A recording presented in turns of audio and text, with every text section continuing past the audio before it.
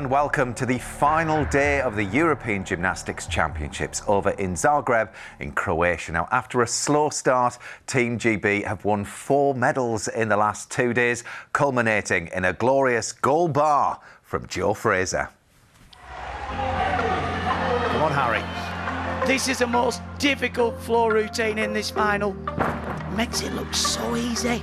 Come on, needs to stick this. Oh! Harry Hepworth takes the bronze. What an opportunity for this young man. Oh, beautiful, a triple twist from Lyuchenko. Oh, got to be happy with that. Bronze medal, Sol Scott of Great Britain. Beautiful original work. Crisp, clean, precise. It's a bronze for Joe Fraser. Well, it's a big routine and it's full of risk. Come on, Joe, can he land on a medal? Watch this, kicks up, into the air.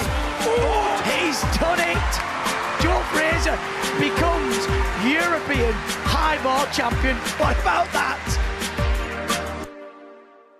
What about that indeed? What a wonderful championships we've witnessed. Thoroughly enjoyed it. And with me in the studio today, we've got 3-time world champion Beth Tweddle and former Olympic bronze and Commonwealth gold medalist Sam Oldham. It has been magnificent. I mean, yesterday in particular was just medal after medal. It really was. We've had 4 medals in all, courtesy of 3 of the British lads. And Joe Fraser was just absolutely superb, wasn't he, Beth, yesterday? He was, and I think his experience really shone through yesterday. Yeah. And when you've got that level of experience to be able to go in, he's had a couple of years where he's been in and out with injury, but he knew his routines yesterday. There was no kind of doubt. Sometimes you watch gymnasts and think, there's bits where they could fall, it could go wrong, where watching all of his routines yesterday, there was just no doubt the whole time. Everything was to perfection. We're seeing the high bar here, some of the release and catches. You see the Coleman here. Sorry, not the Coleman, the full twisting straight Kovac, but it's just like the level of difficulty. He's connecting the release and catches, putting the turns in, but everything's legs locked together. For young gymnasts watching this is a fabulous high bar. And he had a long wait for that confirmation. And I think sometimes, I don't know about you, Sam, that was the most nerve-wracking bit, because you can't control it. I think what was so impressive as well, Sam, is that he'd had a bit of an up and down championships, really, thinking all the way back to qualification, which actually was the all-around. And then he gets at the very last piece, the last final, that's when he gets, the gold. Yeah, and I think his greatness shone through. I think we're seeing a graphic there of his achievements. Well, this is the golden boy in more ways than one. These are just his gold medals, OK? He's got umpteen medals at, world and European level, but this is just gold.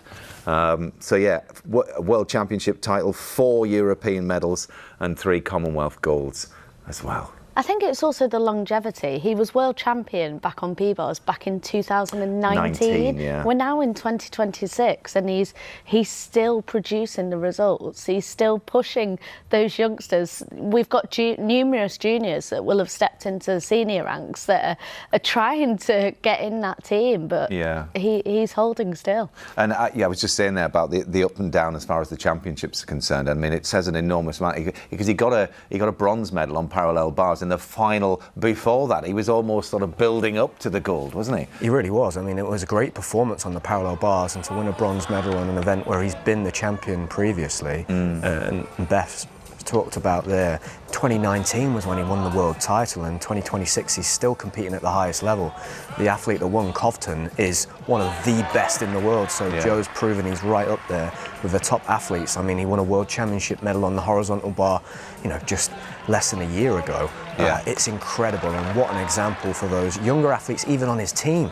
I'm sure Sol, being an inexperienced team member, is thinking this is great just to be with Joe here and to soak in all that experience, but to see him do a performance like this, and then within less than 60 minutes, go onto the horizontal bar, do his warm-up, prepare, do a routine like he did, and to come out of it as a European champion on horizontal bar just shows the class and the quality of his gymnastics across all of those apparatus. Yeah, well, you mentioned Sol Scott, 19 years old, really taking inspiration from Joe Fraser, 27 years old. He came here, didn't he, Sol, as a bit of a vault specialist to sort of gain experience on the international stage, if you like. And my word, he excelled as far as the execution side of things are concerned in a vault final that was all over the shop.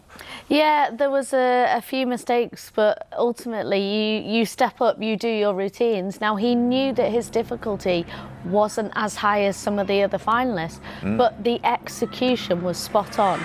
Just the small little steps here and there, but the actual, when they're in the air, legs are locked together, the pop off the top, everything is so nice to watch.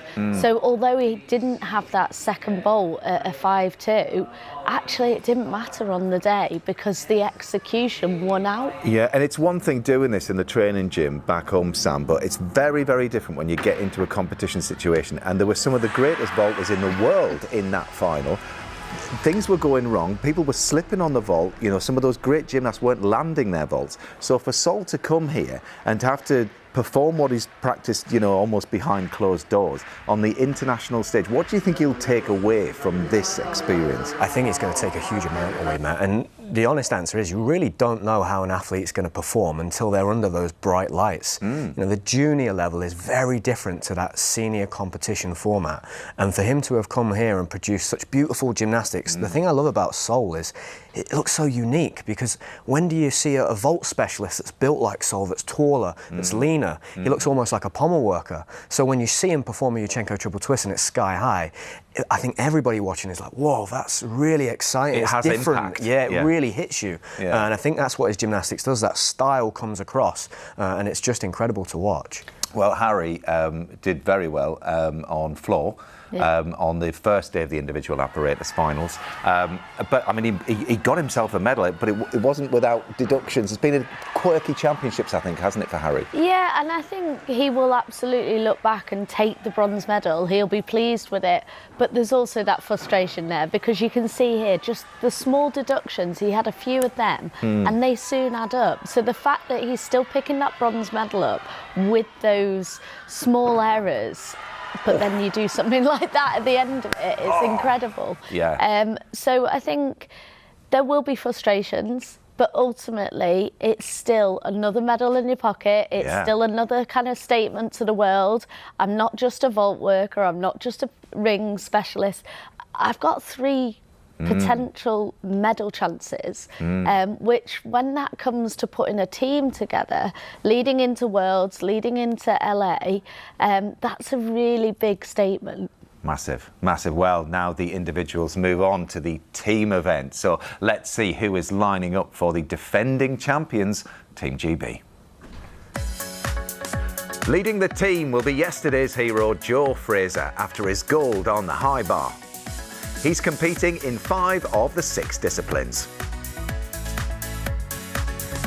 Floor bronze medalist Harry Hepworth is another key member of the team.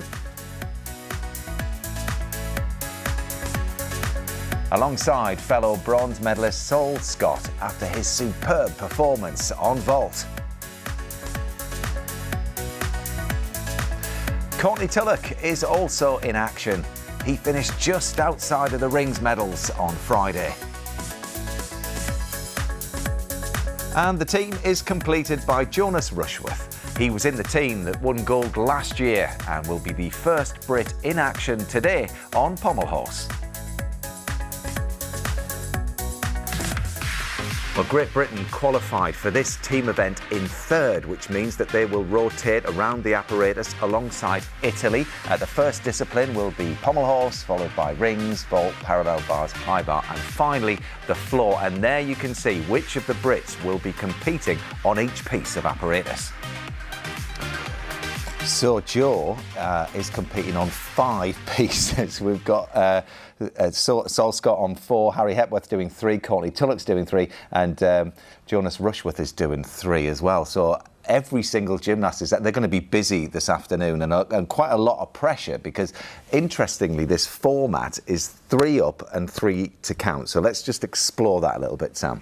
Yeah, so in the qualification round, the athletes and the teams could put up 4 scores and they could drop one of those scores. In a team final situation, you can't drop any scores. So if you take a 4, that score is counting. So it becomes really, really interesting and exciting very quickly, because those top 2 teams starting on the floor, so that will be the World Gymnastics 2 team in Switzerland, they'll go head to head and they'll put their first gymnast up from World Gymnastics 2, and then the first Swiss gymnast, and then they'll flip-flop. And it'll be the same on rings, pommel horse, sorry, for Great Britain. So we'll be on pommel horse with Jonas Rushworth going first, and then the Italian team will put up their first gymnast. So you can really see a head-to-head dynamic, and I really like that they're doing that now with that format. And it's going to be very, very exciting to see how this all plays out, because 1 or 2 falls and all of a sudden the whole competition changes. Yeah, and with regards to a fall, Beth, as far as deductions are concerned, that's a whole mark.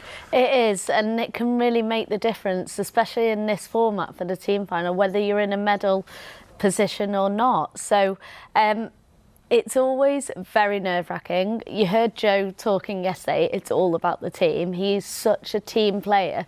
So when you're suddenly stood there and you do your routine and it doesn't quite get to go to plan, it's not just for yourself then, it's suddenly you have a bigger impact. So I used to feel the pressure for a team final, especially when you know there's a chance for a medal. You loved a team final, didn't you? I did love it, yeah. It was the jeopardy and the drama, and when you stood up there and you put your hand up, it's not just your dream on the line, it's your teammates sat down there in those chairs, so you feel that pressure. But then when you do win, I mean, it's just a euphoric feeling, and it's incredible. And I think it's going to be one of the... I've got a feeling today. I think if you look at the teams that were second all the way down to 8th, of all of those teams, we've picked up the most individual medals. So that will have given us so much confidence. And all of the interviews we've heard from the likes of Courtney, Harry, Joe, Sol this week, they always finish the interview talking about how important that team competition is going to be. So that tells you a lot about their mindset. It was the same for you. I'm thinking back to 2014. We've got a picture of you, Sam. There's a young Sam Oldham there. Look, isn't that wonderful? Just second from the left, next to Max Whitlock there. And then we've got Dan Keatings there. Look, Dan Purvis, Dan Purvis and Christian Thomas. No beards in sight. No. I was desperate to grow a beard back then. Oh, absolutely magic. But, I mean, it's interesting for Harry, because we said, you know, he had a bit of a quirky competition on the individual side. So, you know, he's going to want to put an enormous amount right. And as you say, Sam, with that spirit for the team, that may be just what he needs here. Yeah, and I've said to you, Matt, this week that for me, all of those top teams in the world, if you were playing a game of fantasy gymnastics, you'd take Harry on your team, because he has the potential to win medals on 3 individual apparatus. So Harry will be focused on that team competition, and what he'll need to do is set aside some of the disappointments that he might have individually, because the main focus is now the team, and he's going to be a key member of this team today. If Harry can land his 5-6 vault, that's going to give us a massive boost when we get round to vault, because no other gymnast in this final is capable of doing that. Yeah, it's interesting, isn't it, Beth, because at these championships we've seen the Russian gymnasts for the first time in a very long time. They're competing for World Gymnastics 2 team, but their presence has a real impact, really, as far as the world stage is concerned, in world team and qualifying for the Olympics and all of that. Yeah, I mean, from qualification, although Team GB did have mistakes, they were 7 marks ahead. So they really kind of stamped their mark down. But ultimately, now that we're into this kind of 3 up, 3 to count, they've not had much international experience where you're going back to back to back competitions. And that can make a huge difference. You're a lot more tired, just the pressure of everyone's watching, and ultimately it's their title to lose today. So I think it'll be interesting to see how those younger gymnasts without that experience do come through. Yeah, I mean, they were quite far ahead in qualification. But the point is, you know, as far as silver and bronze are concerned, there's going to be a lot of vying for those medals. Yeah, there really is. I think if you look at the team that qualified in second all the way down to the 8th team, the difference there is only 4 marks. You know, and so you've got team number in first, World Gymnastics 2. The gap between them and the second place was 7 marks, but the gap between the second place team and the 8th team is only 4. So you could see teams that maybe haven't traditionally been featured in that medal podium in a men's team final really challenging today, and there's big names in all of those teams. So it's made the sport really exciting, this drop to 8 skills, because it's brought all the scores closer together.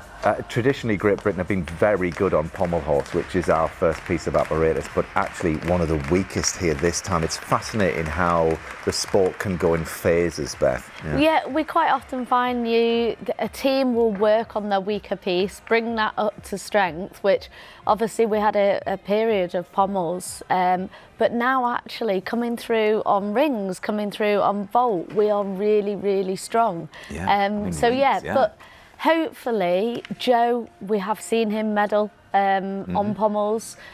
Jonas has got a really strong. So I think it's a good place, hopefully, to get it done and dusted. Get it done. Pommels is one of those you've just got to stay on. And then move on to rings, which could be very interesting with the quality of the gymnasts that we've got on rings, Sam.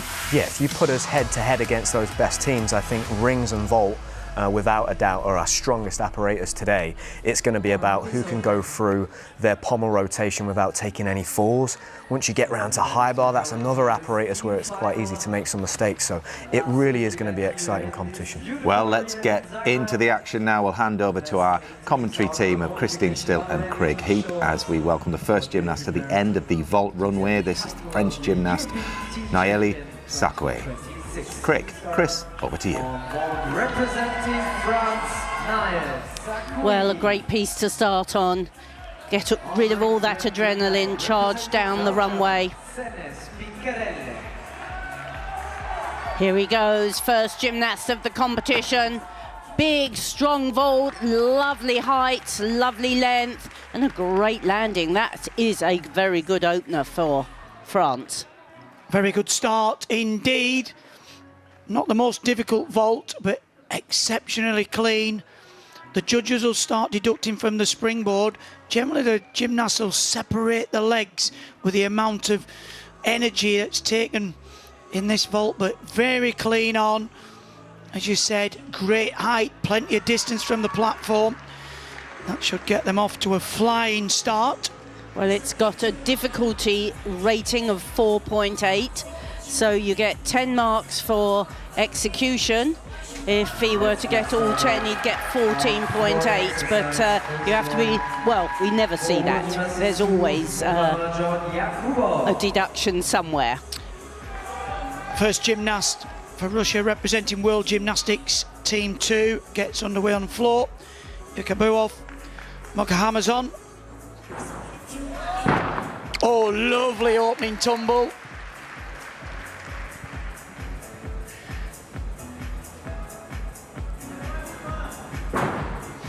Double twist, immediate double front, just that big step forward. This World Gymnastics 2 team had such a massive advantage over the rest of Europe in qualification. So got a bit of leeway for error, but they won't want to make any mistakes if possible. Starting to see gymnasts use some of this artistry. Can't just step into the corner.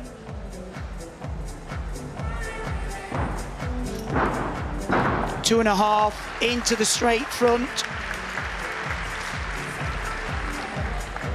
This was a top scoring piece for World Gymnastics Team 2.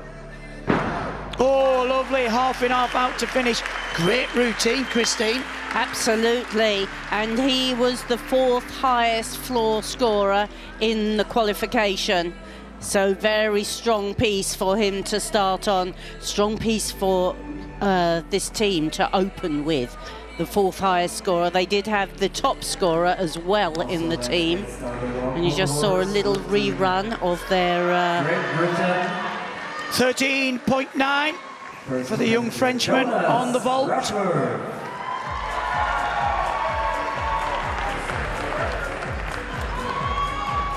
First up for Great Britain then on the pommelos, Jonas Rushford had a 12.8 in qualification, so room to improve. Well, big pressure on this young shoulders here. Opening gymnast, opening piece, and he did that very well up into the handstand. You have to swing high above the pommel horse. He's got a good rhythm, good height there. Has to build the difficulty. It's not just enough to swing round cleanly. You have to add difficult elements, and you saw on the one handle there, he's travels across the horse, keeping his rhythm, keeping the swing going. Up into the handstand, a very good start for Great Britain. That score has to count for the team total, and it certainly is a good, positive start.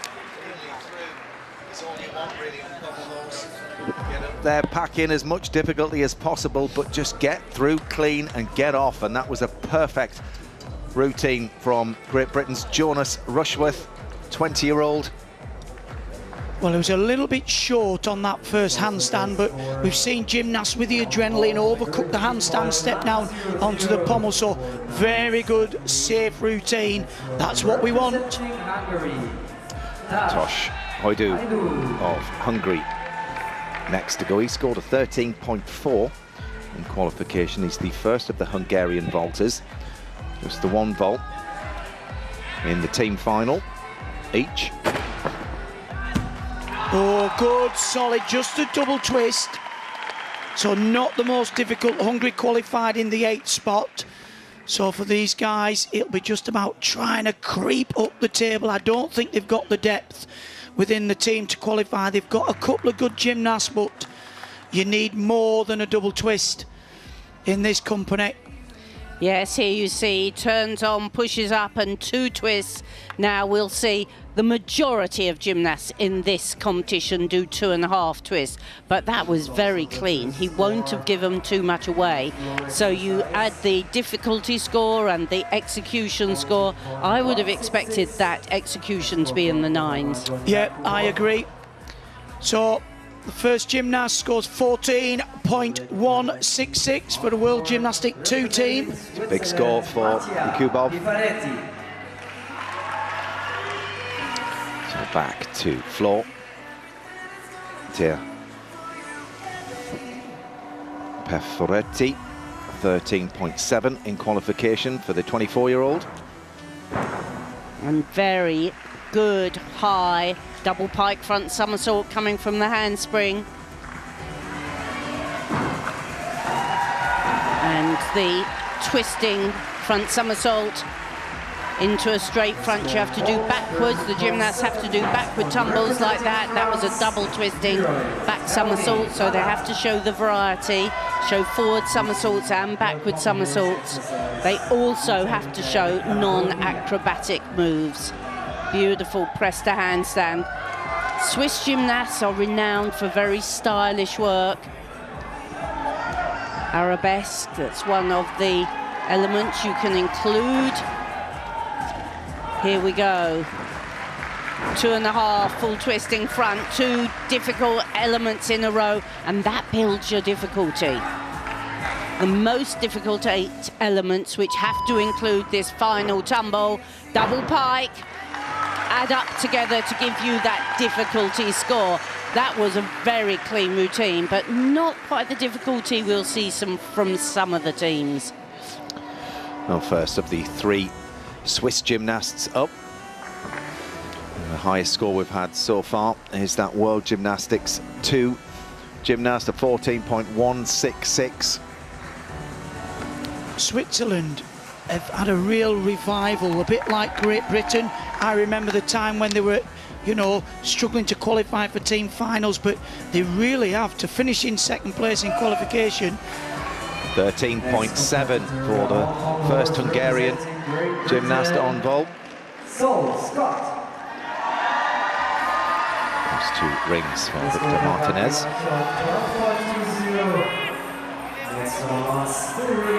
He competed on all of the pieces of apparatus to try and get into the top 10 of the all-round.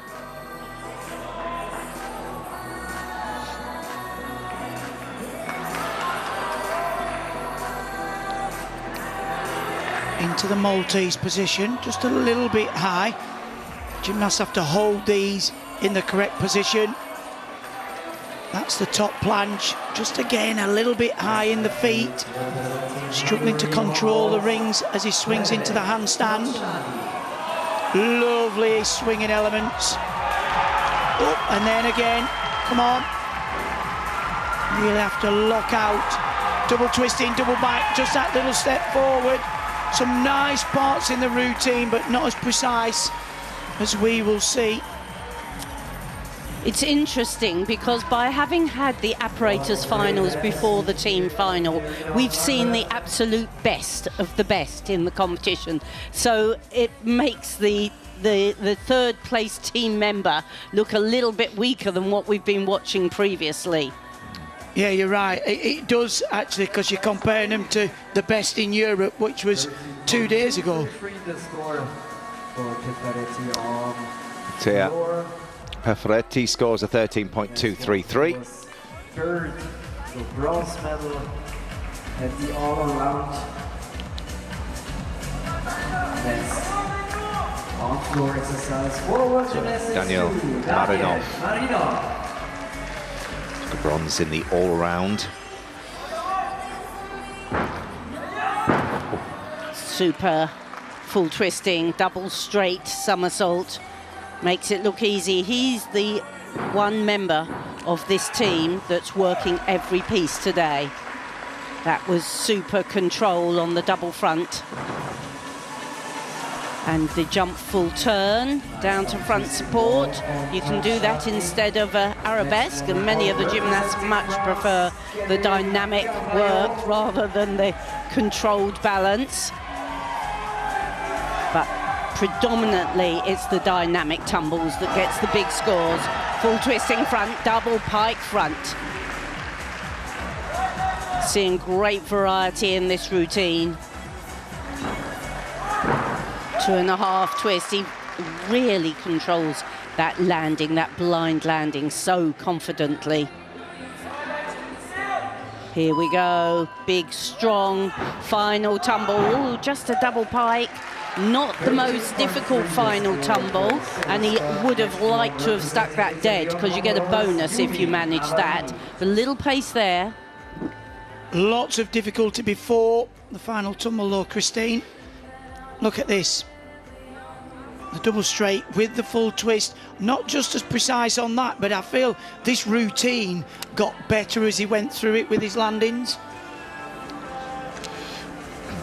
Well, I can see the scoreboard that Sol Scott has scored a 13.6 on Pommel Horse. That's a very positive score. That's great. Actually, I think that was Jonas. So 13.3. Yeah, I've got a 13.3 and a 13.6.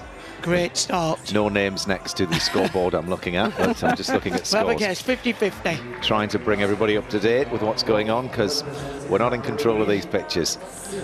Anyway, let's join the German, Radimir Stelmach, on rings.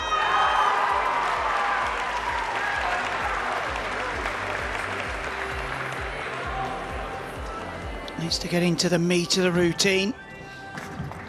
Oh, that's lovely swinging elements. Up and then struggle just to control it in the handstand. Not full of strength, getting the difficulty through the swinging skills. Double twisting, double back to finish. Young gymnast obviously working towards adding difficulty through the strength work. That wobble in the handstand. A little bit costly for the German. Very good, precise work, though.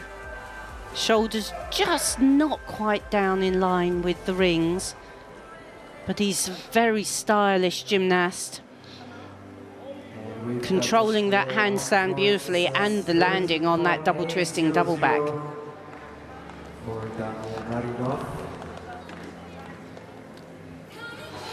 A 13.8 for Marinov, the World Gymnastics 2 team. Follows a 14.166 from his teammate. So Florian Lagenegger of Switzerland next to go. He was 10th in the all-round competition, and he scored a 13.8 on floor in that all-round.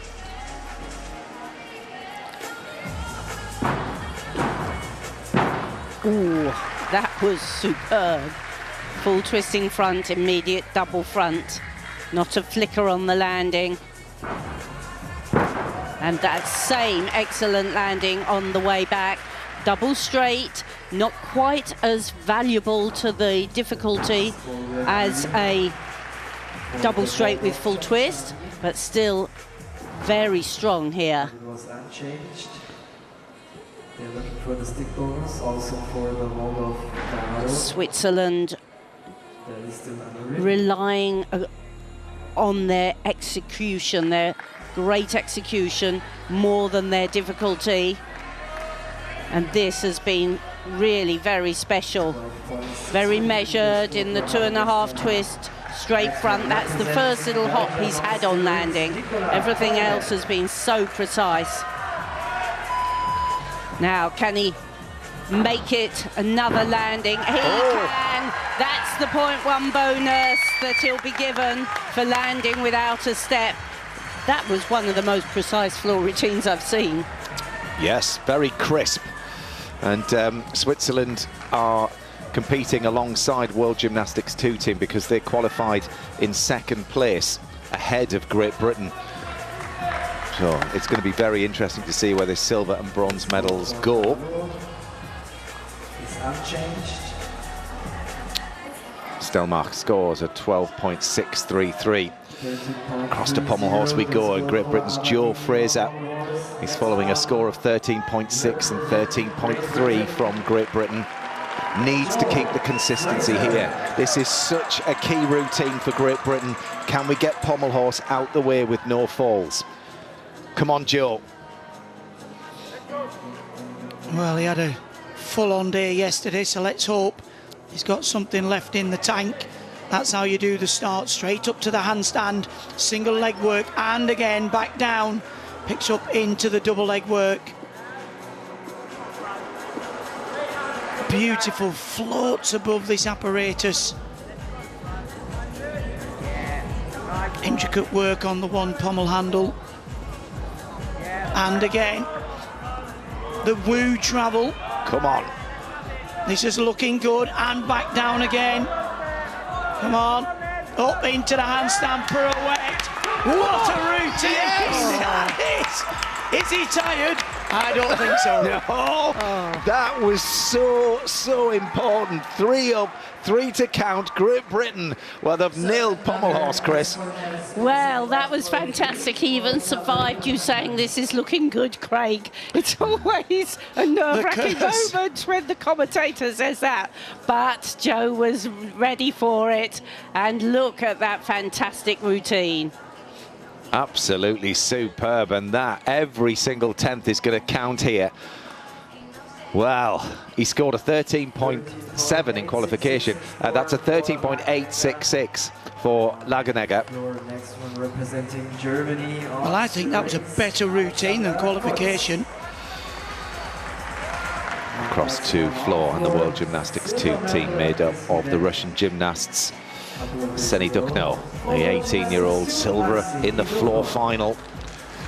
He got silver in the all-round, but he can't half-work this piece. And the new great hope for this team. He's had a bit of a mixed championships here, made some mistakes, but this is a great piece for him. He will have learned a great deal from the floor final already, and he'll want to be leading this team. Fantastic landings off really difficult skills, double twisting, double back along the side pass. And very classy, always beautiful straight legs, light, but very dynamic. He's been dominant in the junior ranks. Big puff. Oh, well done. That was 2.5 twisting front. Difficult skill to land. Here we go. Double straight with full twist to finish. That was pretty impressive floor work. It was absolutely packed with difficulty. Beautifully executed. I mean, you can forgive him a few tenths for a few hops here and there. Well, I just love the concentration on the landing. He almost, you know, his arms are in front of him and he's placing, you know, his heels and feet on the floor. He looked a little bit tired over the last couple of days in the apparatus finals, but certainly freshen up for it today. 14.066 for Joe Fraser. It's only the second score over 14 that we've seen in this team final so far. Well, Great Britain have improved over 3 marks on the pommel horse from qualification. So back to pommel horse we go. This is Edoardo De Rosa of Italy. Just a little bit of separation there in the feet. You really need to squeeze the ankles together. Lift above the apparatus. And when they travel forward, the judges are looking for the hands being placed together in line. That's good work though, he's settling in nicely. Up into the handstand, pirouettes. Solid routine for the Italian. I mean, they really are going to battle with Great Britain, I feel. And Switzerland, for sure. Well, interestingly, Italy were the top scoring team on the pommel horse in qualification, and you can see why. Beautiful style and line to this routine. Hips high. Very efficient work. Well, so far they've got a 13.533 and a 13.3. I think Great Britain will go ahead with a 13.6, 13.3 and 14.066. I said he ducked no scores, 14.466, huge score. Launching the World Gymnastics 2 team up into the top spot. Interesting, Matt, half a mark down on floor from qualification. Well, the last gymnast to take to the floor in this top group is Noah Seifert. He got a 4th place in the all-around competition, working lots of pieces today. And that strong handspring double piked front as his opening tumble. Another forward tumble. Now the backward double twist. See, not quite the level of difficulty we've seen from the previous gymnast on the floor. He just did a double twist along the side. The previous gymnast did a double twisting double back along the side, and that's why there's the difference in the difficulty scores. Lovely balance and very precise work here. Very measured performance. 2.5 straight front. All these gymnasts practice landing so much in the gym. They know where the floor is. Here he comes, needs a big tumble now. Double pike, oh, and he just made a little pace that when the pressure's on for the extra point, it's amazing how many of them don't quite manage that same precise landing. Yeah, the Swiss gymnasts really have to go for the execution on this piece of apparatus. He only had a 4.9 start value in qualification. So it's a team that really do concentrate on the style. Lots of gymnasts opting for this double pike back dismount, which I think is quite a difficult one to finish on to try and get that stick bonus. But a great start for Great Britain. Can all breathe a little bit easier. It reminds me of, well, the pommels is a bit like the beam for the women. De Rosa scores a 13.633. Absolutely, to get off there with some strong scores, very, very helpful. 6 pieces of apparatus in all, 5 to go for Great Britain. They'll be moving round to rings now. You see Got a chance to see Courtney Tulloch and Harry Hepworth up on rings. 13.466 for Noah Seifert and Switzerland. That will put them into 5th, I think.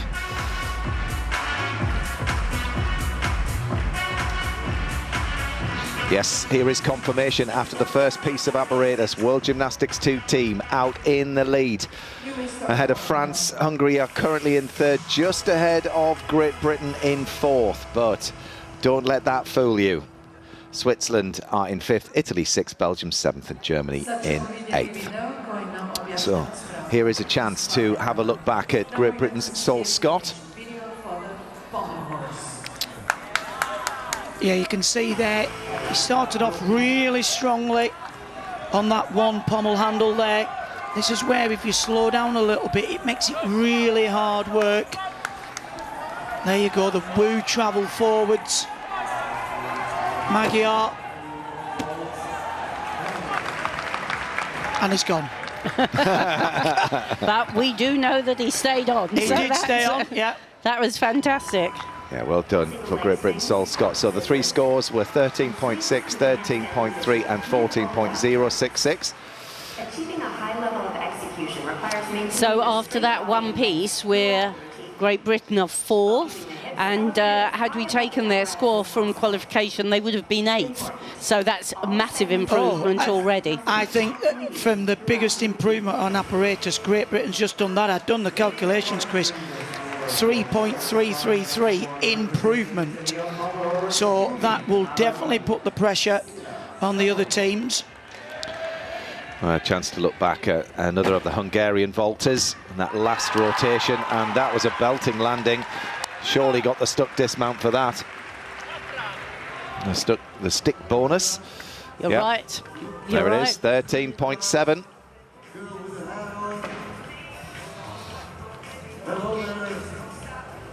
It doesn't really give you a true standings until all the gymnasts have been through vault. No, so the gymnasts here just are warming up. So this is the order of play. Switzerland and World Gymnastics 2, they move to pommel horse, and then Italy and Great Britain go to rings. Germany and Belgium on vault. Parallel bars, we'll see Hungary and France. There's the ring workers for Great Britain.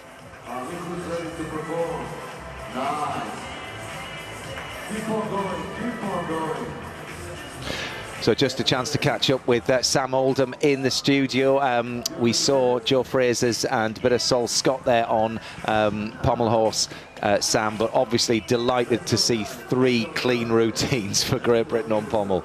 Yeah, incredible start that was, Matt, from the team, and Craig spoke about the improvement in the scores. I think for Jonas to go up first, that first skill is so nerve-wracking in a team final, particularly when you're starting on pommel horse. But for him to have nailed his routine, and then the scores just kind of built from that point on. Sol Scott is so young, 19 years of age, but looks so composed in his routine, and it was very, very impressive. And then Joe had to wait for so long to perform his routine at the end of that rotation, and just showed his class and his experience, and that's one of the best pommel horse routines I remember Joe doing in a team final. Just incredible. So yeah, the perfect start really was. Well, 14.066. I mean, world class as far as pommel horse is concerned. But we move on now to rings. That'll be a great incentive, obviously, that big score on pommel horse to move round to rings. And we've got a chance to see Courtney Tulloch and Harry Hepworth. It's almost a rerun of the rings final, this one, Sam. It really is. We have such a strong lineup on rings. Joe himself, being a top all-rounder, is a great rings worker and has made apparatus finals at World Cups on rings. So to see these 3 strong men go up, that pommel rotation will have given them so much confidence, because rings isn't as nerve-wracking. There's less opportunity for falls until you get to that dismount. So if they can go in there, channel that energy in the right way, and the two boys doing the triple backs can put them on their feet, that really is going to pile the pressure on those teams that qualified in first and second with the World Gymnastics 2 and the Swiss team. Yeah, so World Gymnastics 2 out in the lead. I think we all expected that, really, didn't we? But what did you make of their floor work, and actually just looking at them, the way that they're approaching this competition? They've been a little bit shaky on some pieces, but what do you think their mentality is going into this team final and the message that they want to send? Yeah, I think that they are looking ahead to that World Championships and thinking if we can go through this competition, hit 18 out of the 18 routines, we can really lay a marker of what we might be able to do there later in October. But for today, I think their main job and their most important apparatus is going to be this one on pommel horse. Right. We saw Duckno make a mistake in the final yesterday, and with the British guys going up there and hitting those 3 routines, I think outside of the World Gymnastics 2 team, the British team are the team with the most firepower that could challenge them. So this is going to be a real key rotation. Yeah, absolutely. Well, thanks for now, Sam. We'll be back with you shortly as we prepare for the second rotation. So this is 2 of 6. I'll just give you another insight that we've got Switzerland and World Gymnastics 2 on pommel horse. You've got Italy and Great Britain on rings, Germany and Belgium on vault, and Hungary and France on parallel bars. And we are sticking with vault now with a German gymnast, Rodimir Stelmach. German's currently down in 8th place, but this is a gymnast who's working all pieces of apparatus today. Was quite impressive, I have to say, in qualification on vault. He scored 13.933. And you often see the countries that have been on vault higher up the leaderboard. Such a high-scoring piece of apparatus, this. So the first of the 3 vaulters for Germany. So you've got a 20-metre run, plants the hands, very good 2.5 twist, but you can see his foot was just on the outside tram line. That's one of the deductions that he'll lose from that 10 for execution, but there wasn't too much else. Yeah, very clean vault. You can see just that. Oh no, it was in. Look from the other angle, Chris, that it was over the line, but no deduction there on the tram line.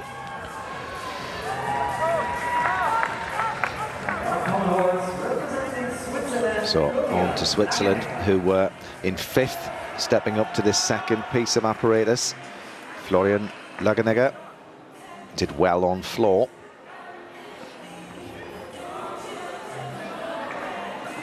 It was a good piece of apparatus for the Swiss team in qualification. They had the second highest score. Always very good on the execution. Really extending at the front of the double-leg circle, you can see there. Pushing out, keep the momentum going. The spindle on the end of the pommel horse, he'll travel forwards. Magyar and backwards with the Javado. Up into the handstand. Oh, a little hesitation. What a shame. But a very good, solid performance. He's through it. He'll be delighted with just getting through on pommels. He will, and it was better than just getting through, actually. I thought it was a very competent performance. Some difficult work in there. And, you know, legs locked together, hips high. Just that little pause there. That's actually quite a big deduction. Is it? Yeah, you can't pause, you cannot use strength. It's got to be fluent into the handstand. So even though the rest of the routine was really good, he'll pick up a deduction. Big score for Stelmach on vault for Germany. Expect them to move up the rankings and pop themselves up into 2nd for now. Still lots of scores to go in this team final. So, Great Britain's Joe Fraser. He's been absolutely fantastic in the last 2 days, but today is all about the team. He's just put in a huge score on pommel horse for Great Britain, and he'll look to do the same here on rings. Looking for high 13s here. Well, immediately into the strength element. He's a powerful gymnast. And all the gymnasts wanting to link these strength moves together. That was good. Shoulders were right down on the crucifix. Now the swinging, the front somersaults, has to hit the handstand at the back. He had just a little hesitation there. Well done. Very good. He's controlling it now. Up into handstand. Double twisting, double tap. Beautiful landing. just a little wrestle on one of those handstands. But what a recovery it was, and the way that he pulled that back, and then the second half of the routine was absolutely superb. Another classic Joe Fraser performance, wasn't it? Oh, tremendous. That's got to be the stick bonus as well. He has a 5-1 start value from qualification, and absolutely just, it's getting better and better. Laganega 13.433, but yeah, what a benchmark for Courtney and Harry to work off from Joe Fraser there. Parallel bars now, Pierre Cassam-Sinet of France. Unusual start on the one rail. From here, he'll work back down the bars, up under somersault. That's the Tipelt skill.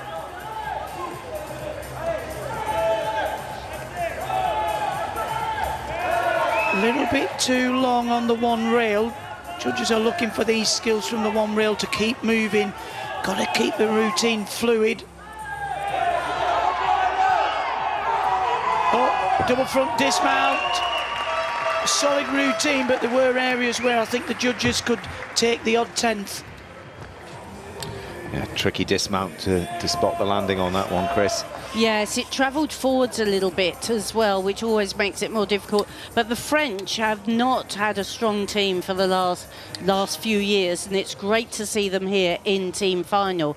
A relatively new group of gymnasts here for France, and very good to see them performing such lovely gymnastics, actually. Well, I remember them. They actually won the team in the Europeans years ago. They've had a bit of a struggle for the last few years, though. So Great Britain's Joe Fraser scored a 13.9.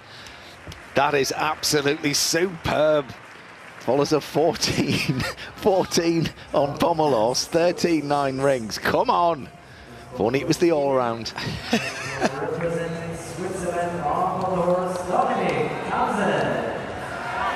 So Dominic Tamzel of Switzerland next to go on pommel horse. He scored a 13.9 in qualification on this piece. So he's got the difficulty and looks like he's got the execution as well. Starting with the single leg work, you have to show single leg and double leg circles. Good height, good extension on all the swinging, as we've come to expect from the Swiss gymnasts. They'll sometimes sacrifice difficulty for perfect technique, and this is pretty impressive, moving rapidly along the horse, backwards and forwards. Oh, but again, another little pause into the dismount. Finished it off well, but like you said, Craig, that is an area of deduction. Yeah, well, it cost his teammate beforehand. The work before the dismount is absolutely superb, but if you don't nail a good flowing dismount, the judges will definitely hammer you for that. Switzerland qualified second for this team final, ahead of Great Britain. But they're struggling to find the extra 10th today.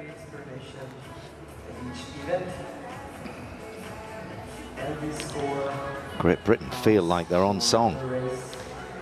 It's quite a different feeling in the team final to the qualification. You've got all the teams in qualification. 13.266 is the first French score on parallel bars, added to the next two to give the team total on parallel bars. Every score counting as a group to give that country total before moving on to the next piece. Squad of 5 to choose from. Tosh Hoido of Hungary mounts the parallel bars.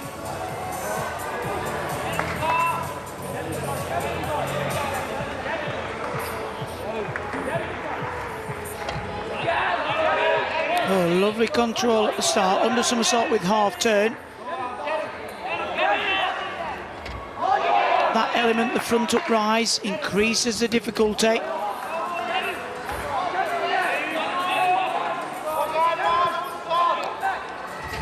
Straddle front somersault. Not the most difficult routine we'll see, so he needs a good dismount. Double front, oh, and he sticks it while in need of that 10th. That is a really difficult dismount to land, Chris. It is indeed, and I thought he had a little bit of a straight leg landing, but he nailed it. He gave himself a little jolt through the body. Lovely high front somersault. Not quite so extended in some of his handstand positions, but a really good fighting routine. Well, Hungary were in third. Dominic Tamzel scores a 13.733 for Switzerland. Back to pommel horse we go. Daniel Maranov, the gymnast that took the bronze in that all-round competition. Every piece of apparatus, this apparatus number 2 for him today. And classy handstand shape on that opening series.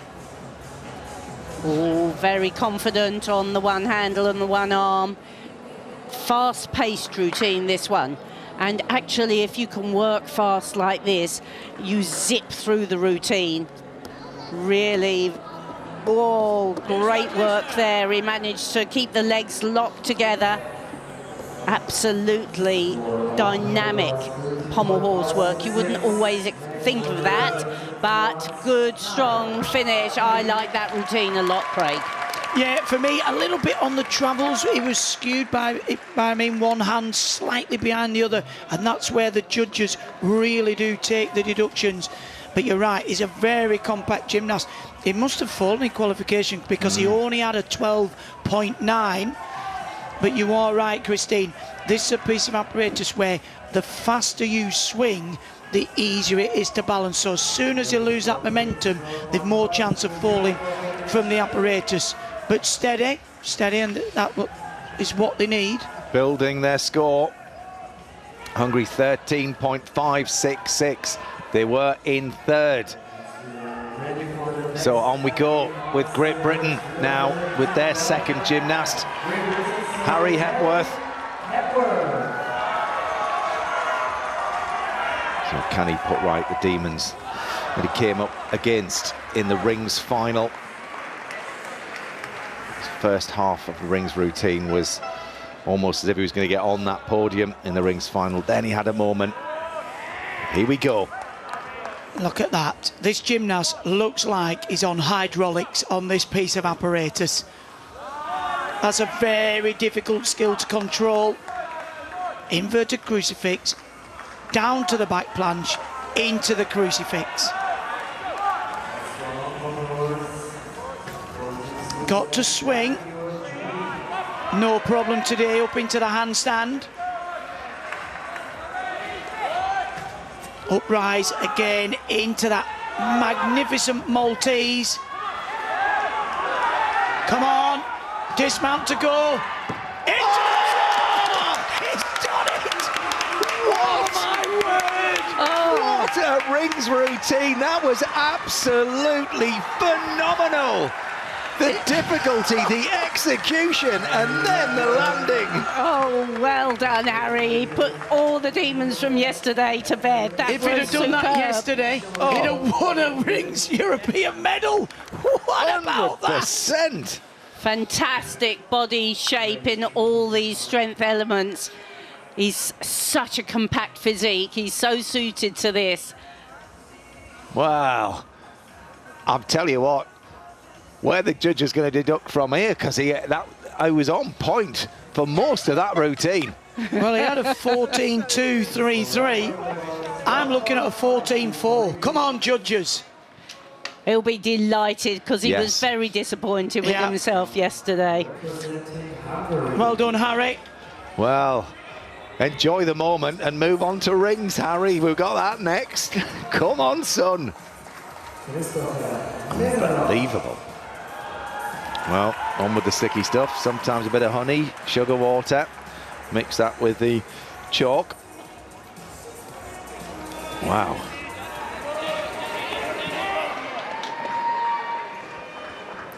So parallel bars it is. And the third gymnast up for Hungary, it's Christopher Mészáros. And a good tradition on parallel bars, the Hungarians. That was a zippy start. Oh, super somersaulting work, and you see this routine keeps flowing. Hits a lovely handstand line, but then moves straight out of it. This is great work. Just a little bit of a pause up to the handstand.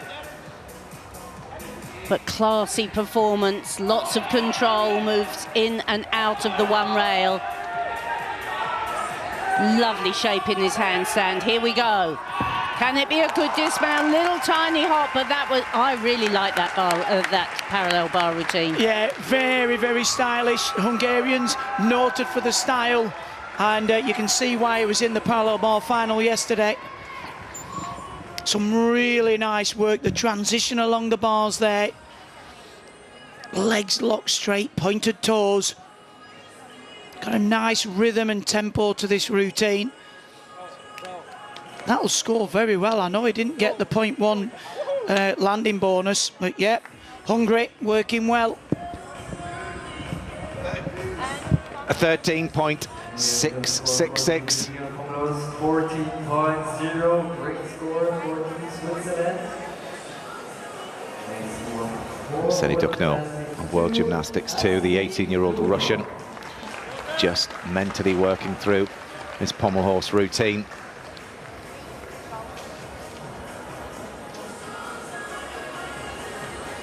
Second piece of the day for him. Silver in the all-round competition.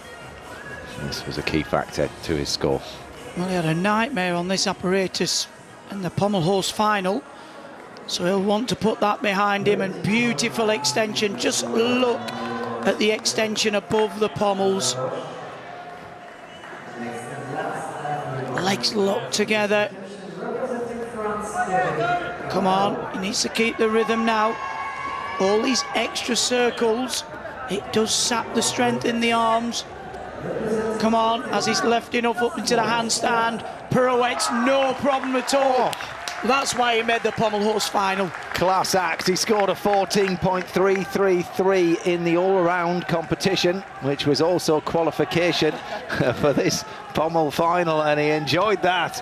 He did indeed, and I'm very pleased to see him put the poor performance in the finals behind him. He's obviously a really classy gymnast who we're going to see lots and lots of in the future. He looks a different animated person now. He's got that over with,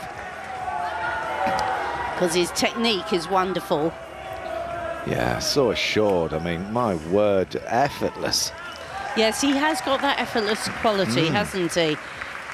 Even through the mistakes of the last couple of days, you could see he got that special something. Well, we wondered how tired they would be. You know, it's unused to international competition, but here we are in the last competition of the championships, and well, look like it's first day afresh.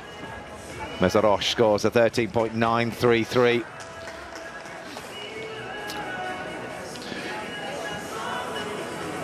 What's for Harry?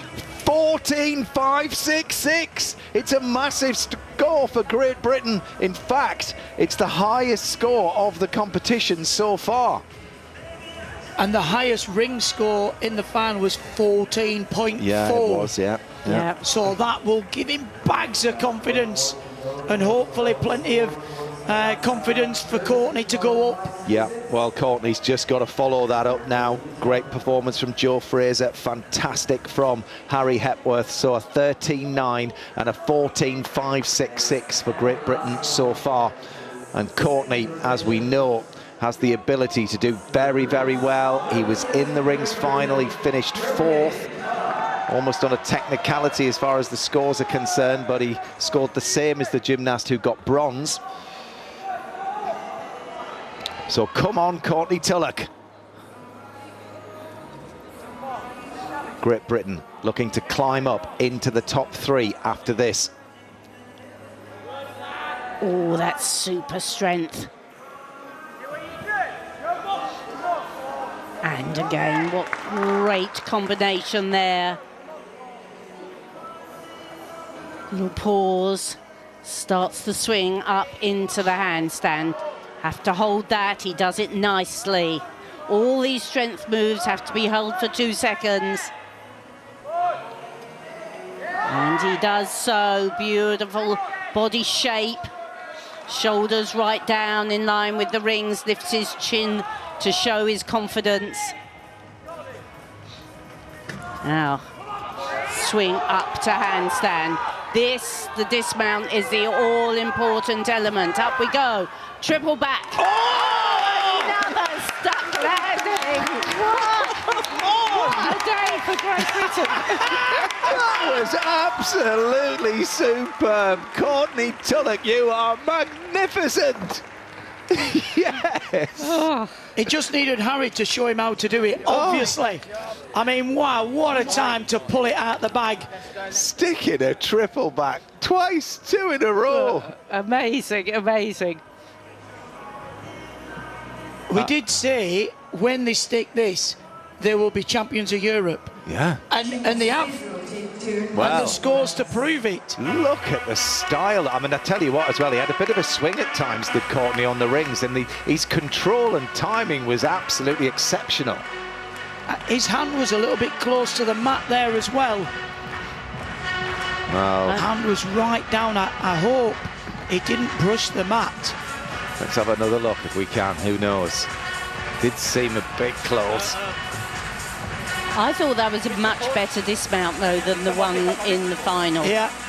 Both of them performed beautifully. Again, the pressure is off slightly, you know what I mean? I know they're going for the team event, but when you're in the final, it's all for you. You've got that one opportunity. But great for these lads. Great Britain are absolutely flying on these first 2 pieces of apparatus. Teddy Ducknor scores a 13.966. So he's up on his all-around score on Pommel Horse. Still waiting for Courtney's score to come in to confirm the standings, and how close was that hand to the mat is the question we're asking. Desperately want to see it again, but... I do. I really hope he didn't touch. Well, Courtney's obviously whipping round to try and warm up for vault now. So the attention that you've got to have, I mean, the mental gymnastics that has to go on in a situation like this to switch from rings straight through to vault. 14.3. That'll do nicely. Absolutely superb scores for Great Britain. And I think they'll go ahead of the World Gymnastics 2 team here. They do. Confirmation that Great Britain are in the lead ahead of World Gymnastics 2. Hungary in 3rd, Switzerland 4th, France 5th, Italy 6th, Germany 7th, and Belgium in 8th. So Great Britain move up from 5th place up into 1st. That's 2 of the 6 pieces of apparatus to go, so 4 pieces left. And, dare I say it, vault is not a bad piece for Great Britain either, Craig. It's not at all, and don't be mistaken with Courtney thinking he's just a rings worker. He can vault. I mean, they often the two go together, hand in hand, vault and rings. And he'll be out again on the parallel bars as well. So he has got a real opportunity to prove to the coaches that he should be part of this setup going forward over the next couple of years. But they've got a real camaraderie, these lads, haven't they, Christine, don't you think? Oh, definitely, yes. I mean, actually, it's interesting because we've sent 2 different teams, one to Europeans, one to Commonwealth Games. So it shows the strength of squad that we've been able to, that Great Britain have been able to do that. So a chance to look back at Nicola Coulet's vault, the Belgium gymnast. Belgium down in 8th place after that last rotation. Bit of a scurrying run. Oh, and the double handspring, double front and sat down. That will be costly. It's 1 whole mark off. Yes. That's dropped them down to 8th. He gets 12.666. Not sure why they showed that, really. Feel sorry for him. Well, I think when you look at the scores, guys, we just need to keep an eye on Switzerland because obviously they pipped us in qualification. 2 marks behind as it stands.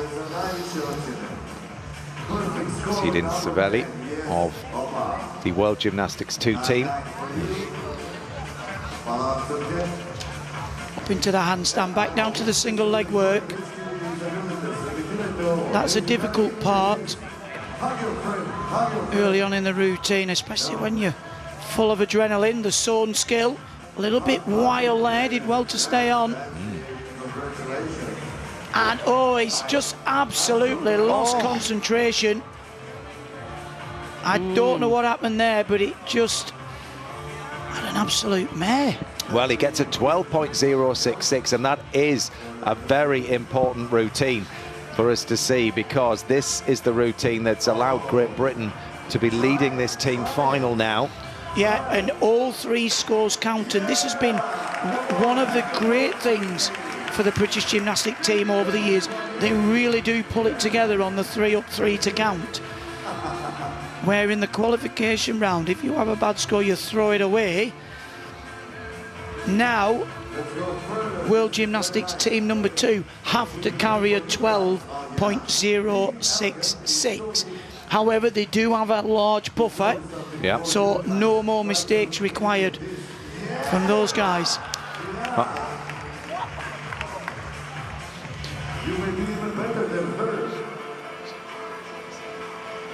Let's see if we have time for one more. Well, a chance to bring in Sam Oldham in the studio, and another opportunity to look back at Joe Fraser's rings routine. Obviously, we saw great routines from both Harry and Courtney, but this was really important, wasn't it, Sam? Yeah, it really was, and you saw that mistake from Harry yesterday in the rings final there, Matt, where he couldn't quite muscle his handstand back round. Joe did it, and then he did an incredible dismount where he stuck it there dead. It was an amazing performance, and that really set us up for what was to come. And you know, thinking about it now, actually, we stuck all 3 dismounts. Yes. Just absolutely incredible. Yeah, I mean, that was the moment, and it could have gone either way, and he managed to sort of keep form, actually, even when he lost the move, which was exceptional. Yeah, he really fought for that, and sometimes in a performance in a team final, you have to really do that in those moments. That could go either way, and he really gritted his teeth, managed to pull it back, and it wasn't a big deduction in the end, and that's the mark of a great athlete and great teams. They're able to do that in those big moments. Yeah, and here's Harry. Sort of the second part of the routine was where things didn't go to plan for him in the rings final, but Sam, I mean, this was just another level. Yeah, Matt, I mean, me and Beth were celebrating in the studio. It was just, that was it. You know, the last 2 years of work, I imagine, alongside his coach, has been building towards a performance like that. To have pulled off that triple back and to have stuck it, you know, I said to Beth, I think that's the best rings routine I've ever seen a British gymnast do. And 14.566, the highest ring score we've seen of this whole championships. Well, Beth, we can see Sol Scott just warming up at the end of the vault runway. He's chalking up now, but we're just having a little look, obviously, back at Courtney as well, and his fantastic dismount. There's the triple back, Beth. Perfect. Yeah, another great dismount there from Courtney. He stuck it, which, you know, we talked about, could any of those 2 gymnasts stick their dismount? They've both done it in the big moment in the team final on rings. Incredible. I'm sure they can't quite believe that. Well, they've had to reset and, you know, put that behind them now, and all that energy and that excitement, and try and get the composure. Sol Scott, who made his mark in the vault final, getting a bronze for Great Britain, he now has the job of trying to keep that consistency. He's only got 1 shot at this vault. He scored a 14 in qualification. But can he keep this momentum for Great Britain, who lead this men's team final? Well, a lot of pressure on him here. Up he goes, beautiful height. Not quite such a clean landing as we saw in the vault final, but the same beautiful style through the air. Really is an elegant gymnast to watch. Being so tall, he really does work off the top of the vault. Again, his inexperience in this field of seeing Great Britain in the lead, and you've got that extra adrenaline. So he did really, really well to control that. triple twist is a big vault as well, so he'll put in a good score. He makes it look very easy, that triple, actually. It looks like he'll do a 3.5. Yeah, very, very impressive. Next time he's at Lilleshall, Christine, just mention it. So across the rings we go, and look at Majian Yakubov of World Gymnastics 2. 1.6 marks behind Great Britain. So a big climb back then for World Gymnastics 2 begins. The front somersault into a crucifix called the Homner skill. And again back into a crucifix.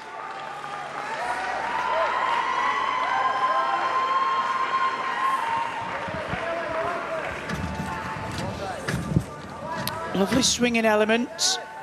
Just has to flex the elbows a little bit to get into the handstand. Much more secure there, the backward long swing. Got the dismount to go, it's another triple back and it's another stick. Well, I don't know what they've got on those mats today, guys, but they're not moving. That was great. I was sort of not quite expecting it. Obviously, we don't know their routines as well as we do the British, but he just did it so nonchalantly. Yeah, he did. Again, it was, like I say, it's almost as if it's first day of competition for them. You wouldn't believe they've done what they've done. Well, we did notice, you know, at the end of last weekend, the gymnasts were looking a bit tired, and we thought this new format of having the team at the end, but the guys are looking quite fresh. They are indeed, and it is quite a different format. Sol Scott for Great Britain scores 14.3. These scores over 14 just keep on coming for Great Britain. Well, that's a 0.3 up on his qualification vault. I mean, these lads are having the time of their life. Well, Harry and Courtney left to vault. Really piling the pressure on the rest of Europe here. And they're having fun out there. They're enjoying it.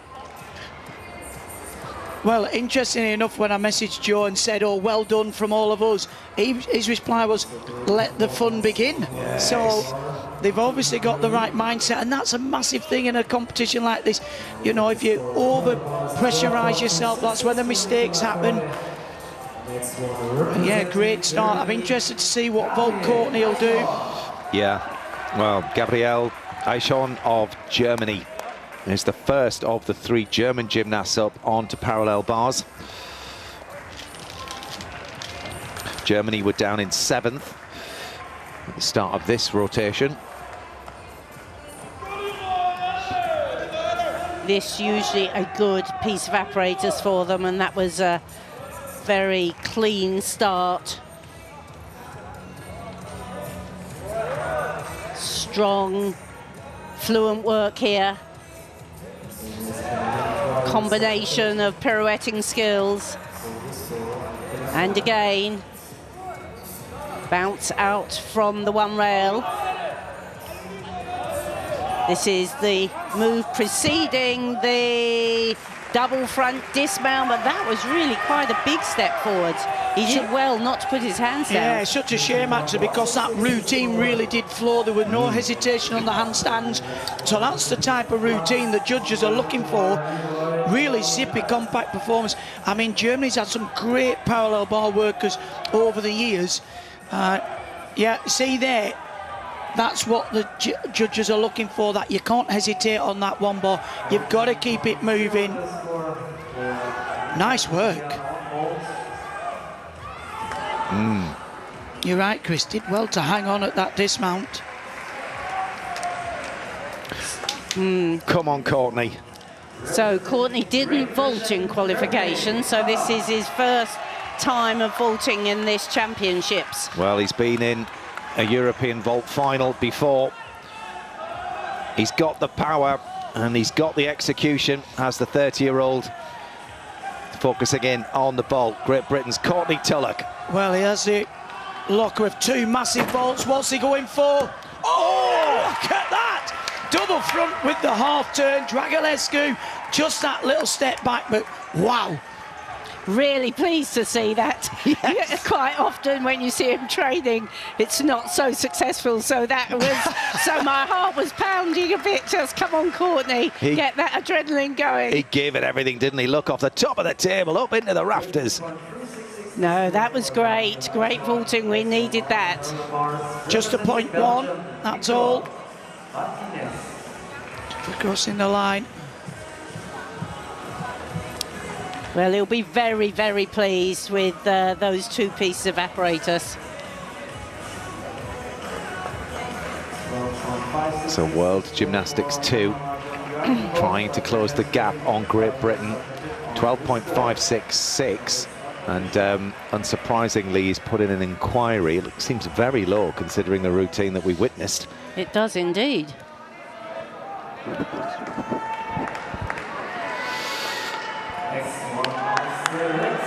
Noah Seifert next up on rings. Gymnast that was fourth in that all-around competition.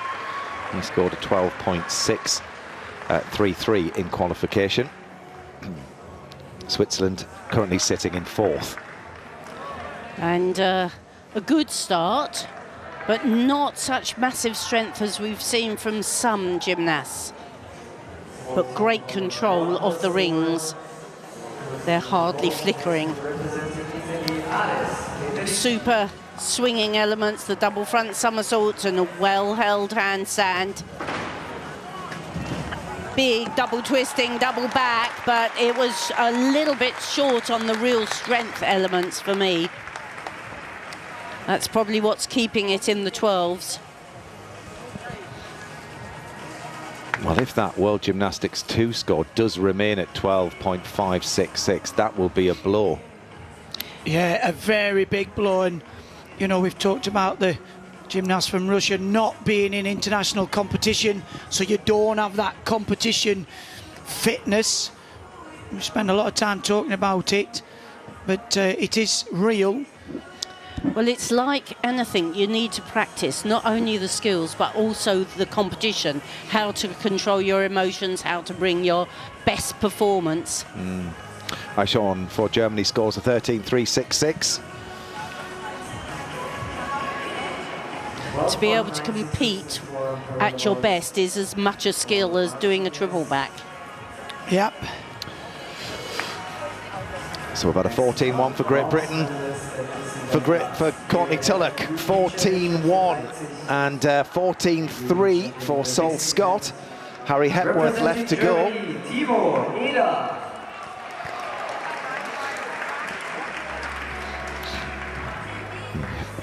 Hungarian high bar gymnast just preparing.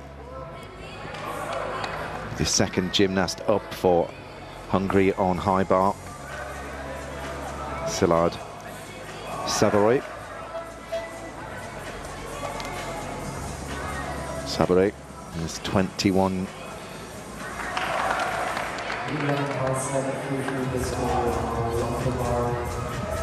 My apologies, this is Tomczany, Benedict Tomczany. It's following Szaboly. Szaboly scored a 13.166, so Tomczany next to go.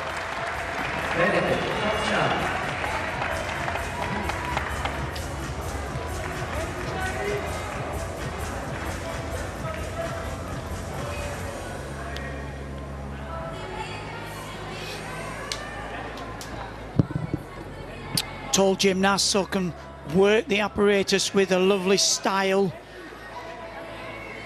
Just a little change of body shape. Oh, that was a little bit wild. The squat dislocate with a half turn. We haven't had a release yet, so here comes the first one. Oh my word. Straddle Katchev. He didn't have any hope of catching that. Didn't make the right actions in the air at all. Just sort of straddled over, didn't he? Just no effort to reach forward for the bar at all. So yeah, so one of the requirements is a release and catch, 1 full mark for the fall, and the requirement of a release and catch is half a mark. So it's 1.5 down. If I was the coach, I'd be saying to him, you need to show me a release and catch. Is he going to go again? Yes, I think he will. That's better. Gymnasts have to change grip, work into the bar. Another squat dislocate into the inverted grip swing.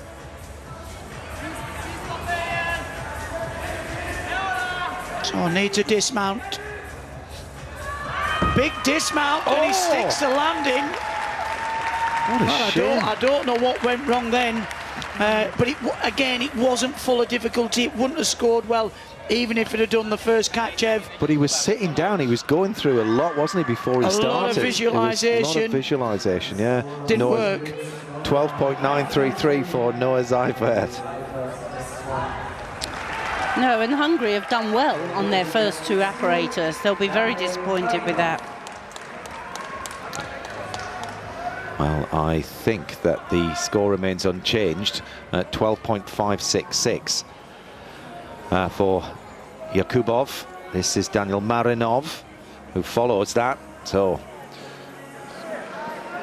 he'll be keen to build the score again.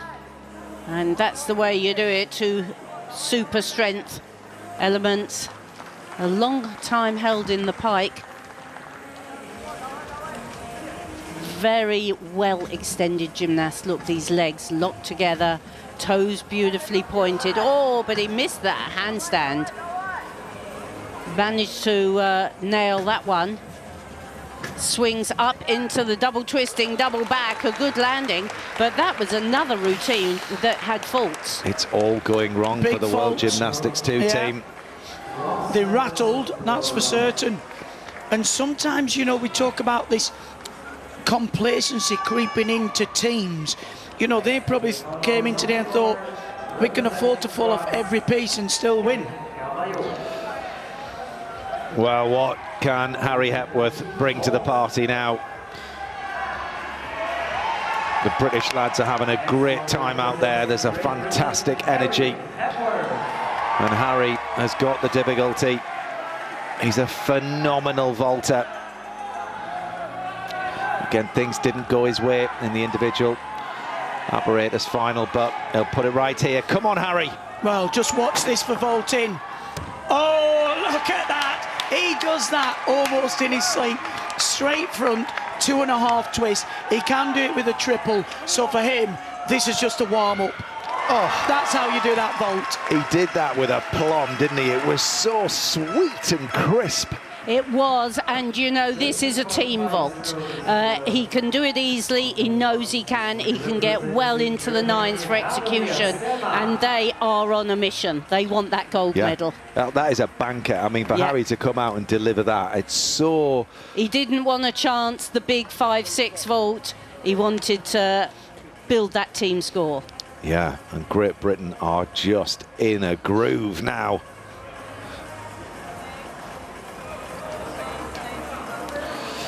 So this will not be the score that he wants to see. No, 12.2 for Hungary after that fall from Tomchani. 12.866 Well, the judges shouldn't be deliberating too much on this one. It was very clean. 14.533 for Great Britain's Harry Hepworth. Great Britain are striding out ahead of the rest of Europe here. Same score as qualification for Harry, but GB's total on vault has gone up. They've gained about another half mark. Fantastic. On vault. Oh my God. 6 scores over 14. 3 just under. Phenomenal. So Italy now at the end of the vault runway.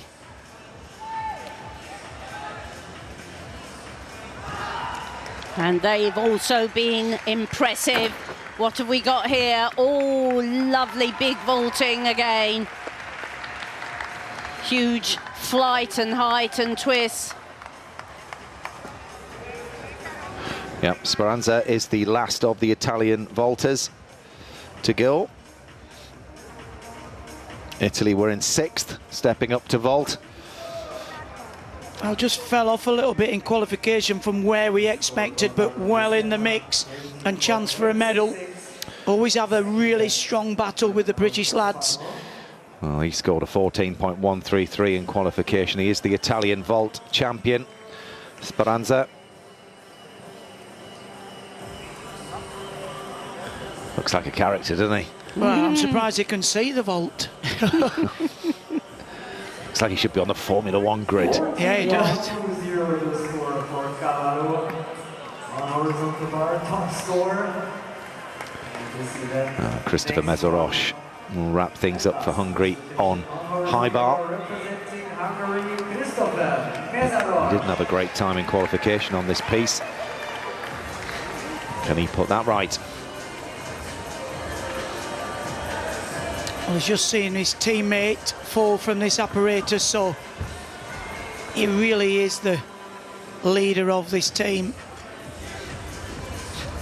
Oh, a little bit flat out the half turn. All these need to go into the handstand. Winds up into the Kovac, and he'll go again with a full turn. That's better. Beautiful straight catch, Ev.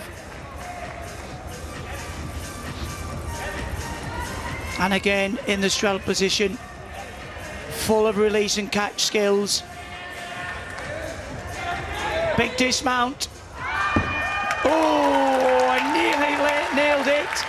Good routine, just what Hungary needed, but I feel he's fighting a bit of a losing battle. Yes, that was classy work. He is a very classy gymnast on all apparatus. Lovely height on the releases. Catches well, doesn't interrupt the swing at all. It's a little bit of a bent arm, and this the big dismount, 2 twists, 2 somersaults. Next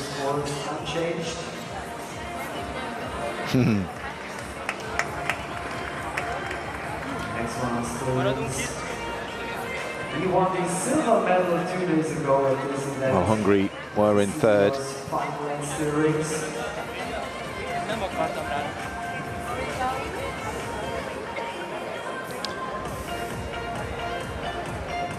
Speranza scores a 14 for his vault.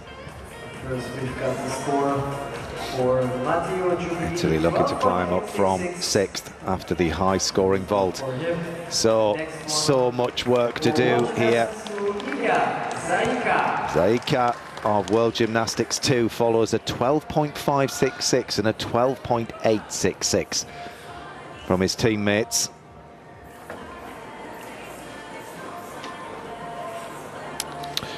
Zaika scored a 14.466 in qualification, and he took a silver in the rings final.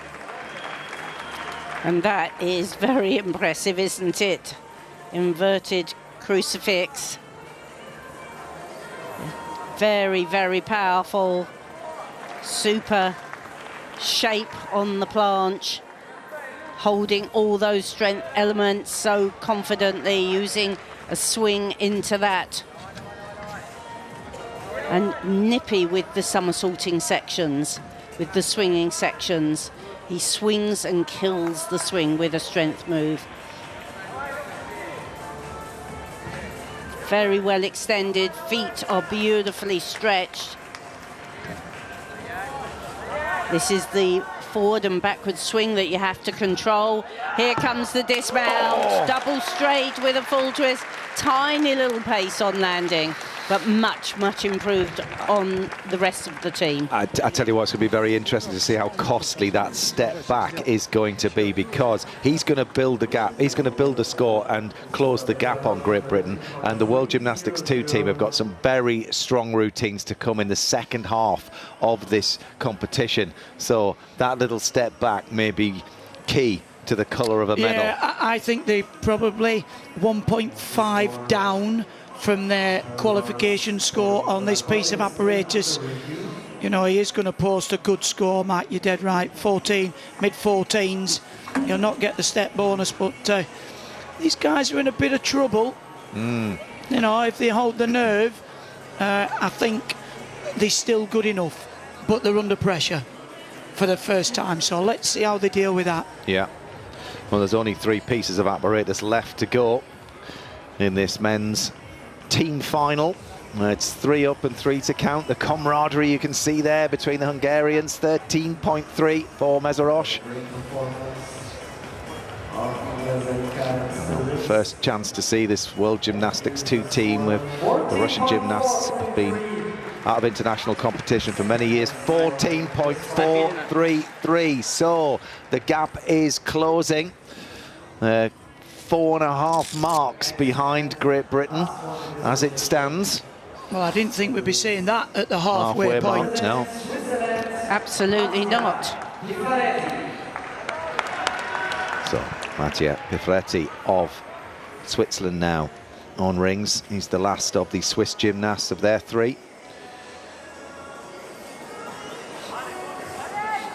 Yet to break a 13 on this piece of apparatus, the Swiss lads.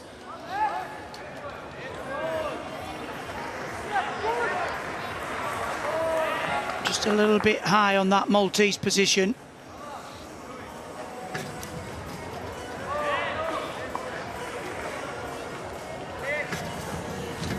Ever so stylish. Lovely control of the rings into the handstand. Fix, locks out. Every 10th. Oh, and he nearly landed. Unusual dismount, but full of originality. Probably be the best ring worker in the team.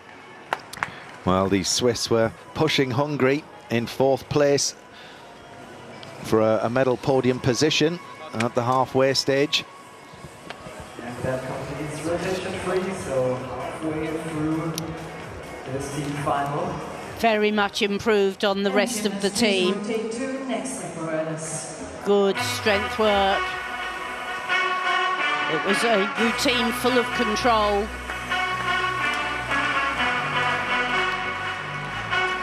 Very efficient swinging. And this, the unusual double front with half-turn dismount. You get a good look at the floor with that dismount. Should be able to nail that one. Well, on we go. The gymnasts are marching round to their 4th piece of apparatus, 4 of the 6 now. We'll have the standings very shortly, and then no doubt a look back at some of the routines from that rotation before we can start to look ahead to their next piece of apparatus. Great Britain will be on parallel bars, and then high bar, and then finishing up on floor. Well, Great Britain had the 6th highest score on parallel bars. 13.2 for Piferetti of Switzerland.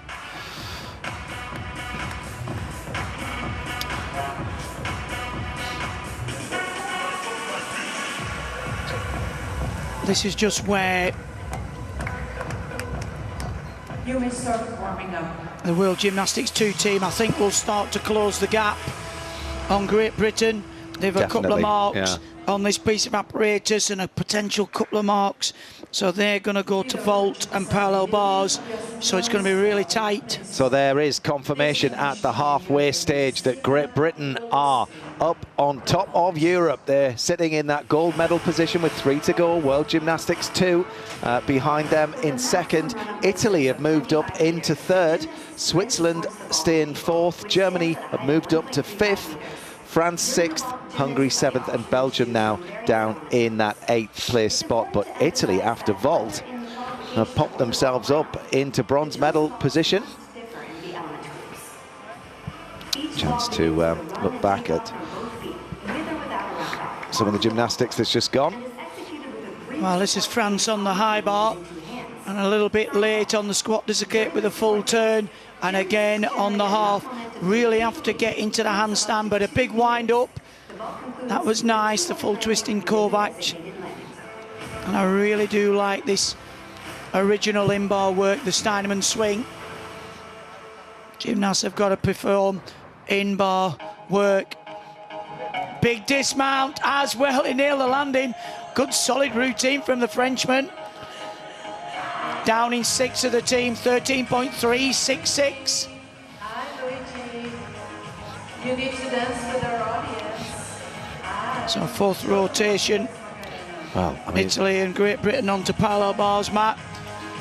Switzerland and World Gymnastics 2 team into vault, so I expect those guys to have that extra few tenths. yeah, well, parallel bars, Great Britain were 6th, and then looking ahead actually to high bar, they were 6th as well, but then they'll finish on floor where they were 2nd, I think. Yeah, they were 2nd on floor. But I also think on those where they finished low down, there was mistakes and room for improvement.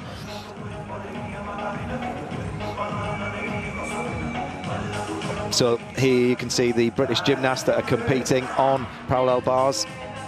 Jonas Rushworth will be up first, but let's just have a little look back if we can. I know we've got Beth and Sam in the studio.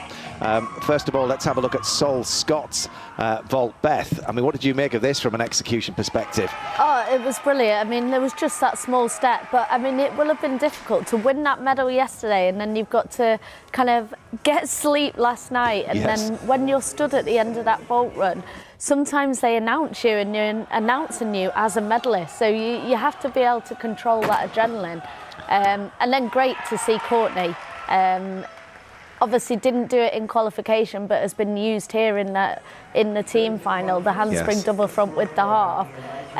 Would be really, really pleased with that. Having not been able to do it in qualification needs to show that he can perform under the pressure, which he did.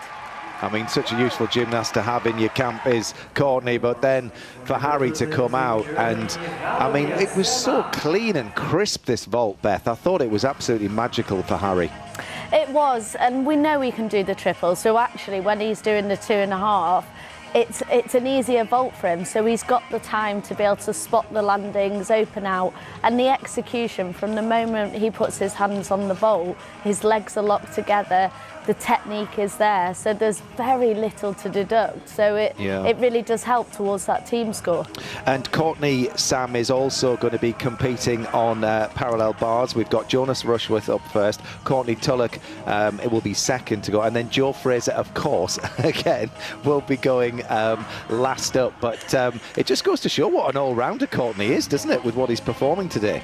It really does, Matt, and he's been asked to do a real job today. I mean, Courtney won't have competed on that vault or even trained on that vault since probably the podium training session because he didn't do a vault in qualifying. So incredible that he stepped up there after watching those athletes slip on the top of the vaulting table in the final yesterday. So incredible job of him, and he's being asked to do a parallel bars routine now, and he's great on that event, but again, probably hasn't practiced too many routines while he's been out here on that podium. So a big job he's being asked to do. But for the boys now, with Joe being so strong as the anchor man on parallel bars and high bar, those first 2 routines, given the gap and the advantage we've got over the World Gymnastics 2 team, really they just need to do clean, solid routines. And then hopefully Joe goes through and hits a big score to finish off those rotations on parallel bars and high bar. The gap as it stands, Sam, is 4.67 ahead of World Gymnastics 2.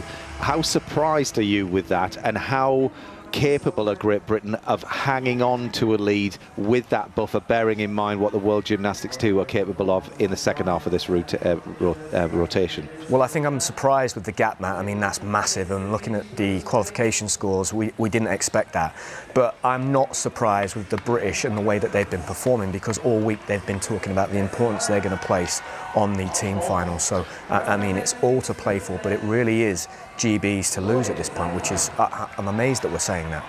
Good lad, Sam. We'll be back with you shortly. We'll join Noah Seifert at the end of the vault runway for Switzerland with their first of 4 pieces left. Precise, round off, flip on, double twist. Well, not the most difficult, but probably the best landing we've seen on vault. Yeah, it seems to be the tale of this Swiss team. Obviously going for that execution, not got the difficulty, and sometimes you've just got to hope, will that pay off, that you can land on the podium? And we've been finding, haven't we, over recent years, these teams just tend to fall short and end up 4th, so it is a big gamble, but that was a great vault. We'll score 9 on execution for sure. And I think it is a policy within the Swiss team. It's not by chance. Oh yeah, absolutely. Yumin Aberdini of Italy with his fourth piece now. 13.566 in qualification on P-bars. Well, we've not seen much of this gymnast during this championships, but he's not too shabby on this piece of apparatus. A tall gymnast, so having to work really hard. Lovely line and flow to the routine. Huge double pike bike, just that little hop bike. He'll score well. Nice solid performance for the Italian. Well, Italy in third, halfway round. They'll certainly want to keep pushing this. And this was a well-constructed routine. You count your most difficult 8 moves, and so you really only want to do 8 plus a couple of linkages. And that, for me, was quite a clever routine. Yeah, I mean, nothing out of the ordinary, but again, just a solid routine. We talk about for the team final, we've got a different tactic. 13.966 for Noah Seifert. Sort of going toe-to-toe with Italy to try and get into that bronze medal place. Mukhamajian, Yakubov hasn't had a competition that's gone his way so far, but the World Gymnastics 2 team here on vault, got some absolutely massive vaults. He put in a 14.266 in qualification. Brace yourselves for the comeback. Well, very disappointed on the rings. He'll be keen to prove himself here. Oh, my word. Well, you would have put your money on the fact that he would be fighting down the runway. But he's complaining about the apparatus, I think, isn't he? Blame the coach. First job. I mean, that was an absolute disaster. They had an opportunity to claw back the gap against Great Britain, well, but hands down. Let's see if he slips like the other gymnasts in the... I don't... They didn't look anything there. No, it didn't slip off the top. It was like pointing back at the springboard, but the springboard moved. If you see, it's at a bit of an angle. Yeah, but there. They always do when they jump on. So whether the coach had put the springboard at the wrong place, but yeah, this team are having an absolute nightmare. Wow, that is... Well, you can see he is raging. He's absolutely fuming. So Yumin Aberdini of Italy scores a 13.066. That'll be consistent for parallel bars. Staying with parallel bars now, and Great Britain's Jonas Rushworth, a gymnast that was in the team that won gold last year in this team final. Looking to score in the 13s here. Stay on, as Sam said, just keep it clean and get through it. Can he get up into the 13s?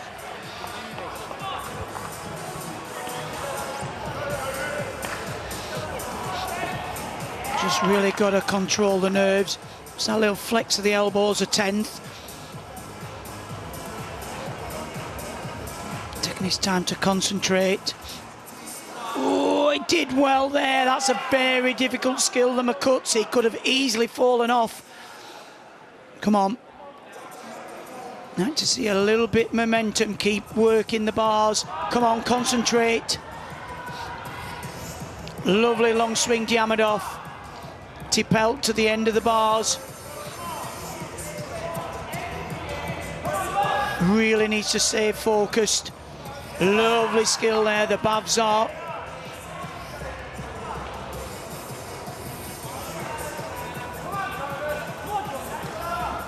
Come on, come on. Up, dismount to go, double front with the half turn. Well, it had a little error. We've been waiting for it. It can't be faultless, but he's through. He fought through, and that is the key. He's managed to land his dismount without major deduction. Yes, there were a few moments, but job done, Jonas. Well done. Well, that was a very impressive performance because, like you say, it wasn't without problems, and he really, you could see his focus, his determination not to allow the routine to break down, and it didn't. It might have had a few deductions in, but beautiful technique, beautiful straight handstand line, and a very good dismount.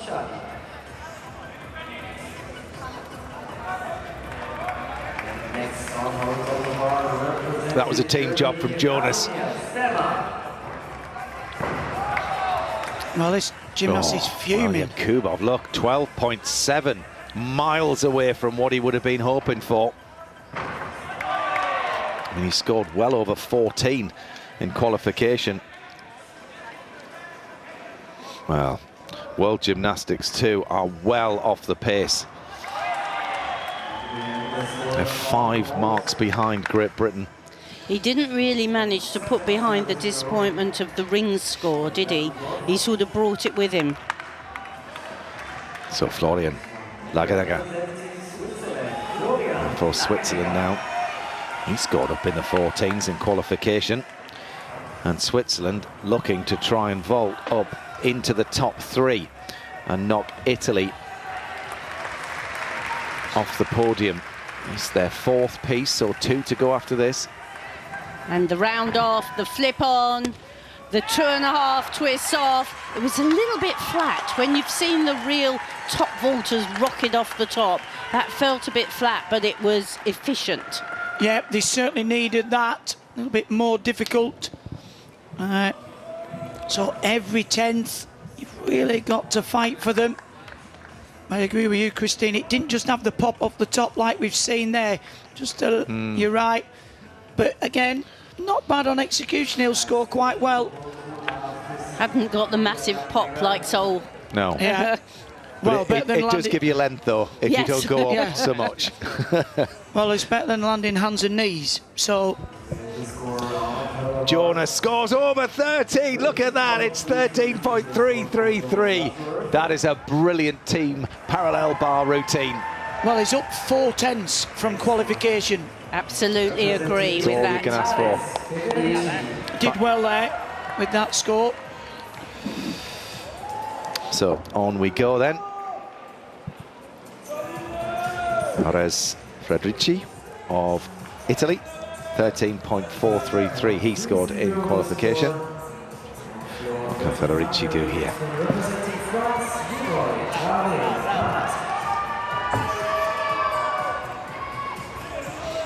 Oh, a little bit hesitant there, and these little moves of the hands. That's why the big double back. Gymnasts can use the armbands just to protect the bicep from the choke on the bars. Oh, and he's having to power this. Again, a bit like the pommel horse. Judges are looking for him to swing and not use any strength, and it's certainly a fight for this gymnast.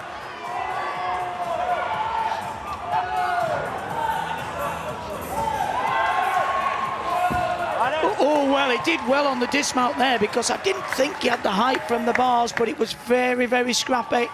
Lots of tenths. Be down on the E score for sure. Yes, Italy and Switzerland vying for a place on the podium here.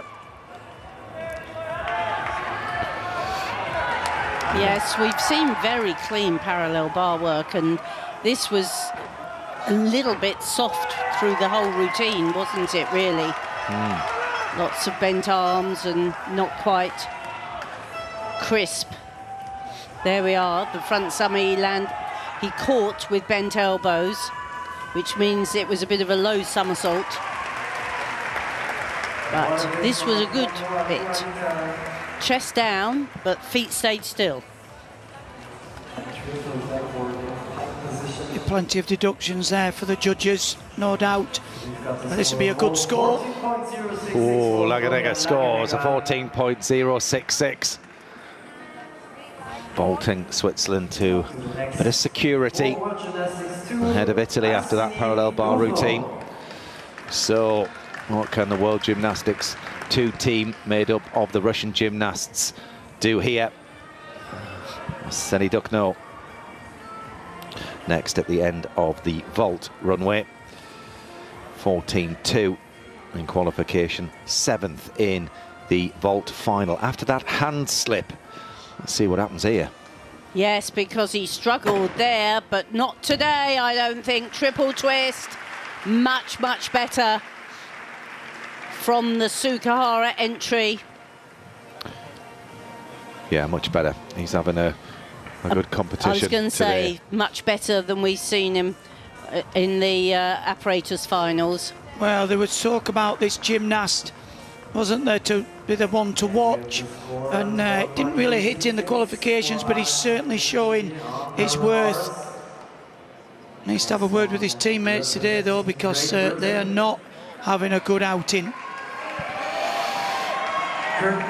Federici scores a 12.366. Look at execution, 7.2. Easy to see there. So there's a couple of key routines for Great Britain in this men's team final, and this is one of them.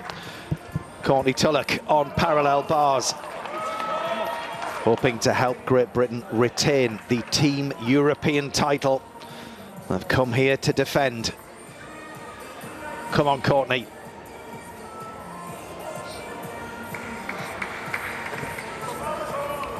We don't need anything too fancy, we just need a solid performance. Look at that long swing into the double pike mic between the bars. He's a hugely powerful gymnast, and again from the upper arm. Come on, he's having to strengthen it. Oh no! Courtney. I think he's done something in his shoulder there. That double back, if you land over the uprights, there is no movement in the bars. Oh, He's now saying his this, shoulder's not working. this is a problem. He has 30 seconds to get back on this apparatus, or else the routine is considered finished. Oh my word. Come on, Courtney, come on, come on. Don't hurt yourself.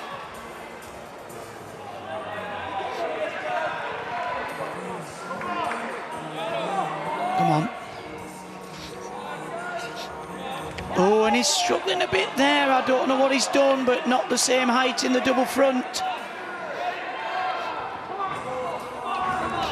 From the upper arm. That's better, the transition, front somersault, swing to handstand, into the double pike back. Whoa. Well, it was going so well. We have a bit of a buffer, and we have seen falls. But pressure is on Joe Fraser. But he did just great to get back on and finish that routine off. He didn't cut the difficulty out, but he was obviously suffering. He was. I mean, goodness me, he did everything he could for the team there. Because he can press from there into handstand, no problem at all. So when he came off and he went my shoulder, I thought he's going to have to walk off the podium. So well done, Courtney, for finishing. You've given us a score. 30.600. Look, something not right. Sorry. They have got physios with them, doctor, so I'm sure he'll be well looked after. And I do believe that is his last piece of apparatus. Yeah. Wow, oh my word. So, Noah Govita of Belgium. Oh, sorry, no, it's Germany we're on to. I'm getting ahead of myself. That's the next gymnast. Oh. This is Eichhorn of Germany. Gabriel Eichhorn. He's the German high bar champion.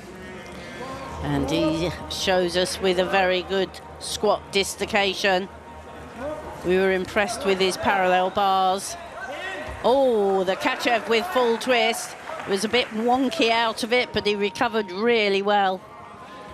Here comes another big release, full twist. Oh my word. Full twist in the back summy over the bar. Now, once the gymnasts get up, they've got 30 seconds to get back on. So they are instructed, if you feel a bit dazed, stay down. Well, this is not without its drama, this team final. It did, his head did bounce, didn't it? I mean, fortunately, there is a bit of giving those mats. At one time, we weren't allowed the topper. So actually, you know, sometimes it looks worse than it actually is.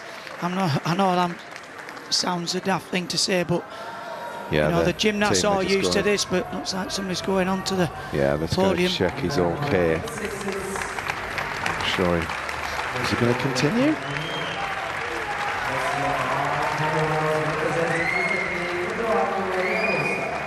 See, this is the worry, isn't it, in a team final where you don't want to let your teammates down. Yet if injury is on the cards, then you've just got to, you need a clear head, somebody to make a decision and say, you know. Yeah, this is also the problem of having the team final right at the end. They've done 5 days of competition here now. And the fatigue is starting to creep in, the mental fatigue as much as anything. Hop full turn. Goes back into autopilot. Here comes the dismount, double twist, double straight. But he doesn't quite look himself, does he? No, he doesn't. He's just smashed his head off the floor. So, Christine, I think he'll be a little bit dazed. Germany have such a strong tradition on that piece of apparatus. Olympic champion Fabian Hambuschen. Yeah. So back to the scoreboard, and Arseny Duckno scores a 14.3. Huge on the execution. Beautiful work from him. Piperetti of Switzerland looking to keep the Swiss in medal contention here.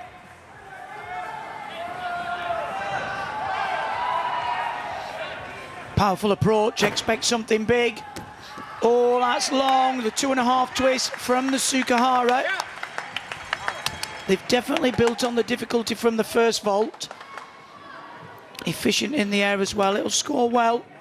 Just that large step on the landing. Yeah, he absolutely powered down the runway, didn't he? 2.5 twists. He nearly, look how far he is from the platform and the end of the landing module. Absolutely, and he almost bounced out of the landing, didn't he? Didn't quite absorb it. I like that phrase, Craig. Landing module. What would you call it? Landing mat. Oh, sorry. It's a module. Sorry. Oh, look. Courtney's still suffering. Yeah, I wonder if he sort of popped his shoulder or he's done some sort of... Well, 11.866. I'll be honest, that is not a bad score considering. No. Considering he could have walked off and ended up with a 3. We just hope he's all right. That's the main thing. So, Joe Fraser of Great Britain, the stalwart of the team, the talisman, looking to keep Great Britain ahead of the rest of Europe here. They've got a buffer. They've just taken a hit with Courtney's routine. But if you want anybody on P-bars next, it's this man. Great Britain's Joe Fraser.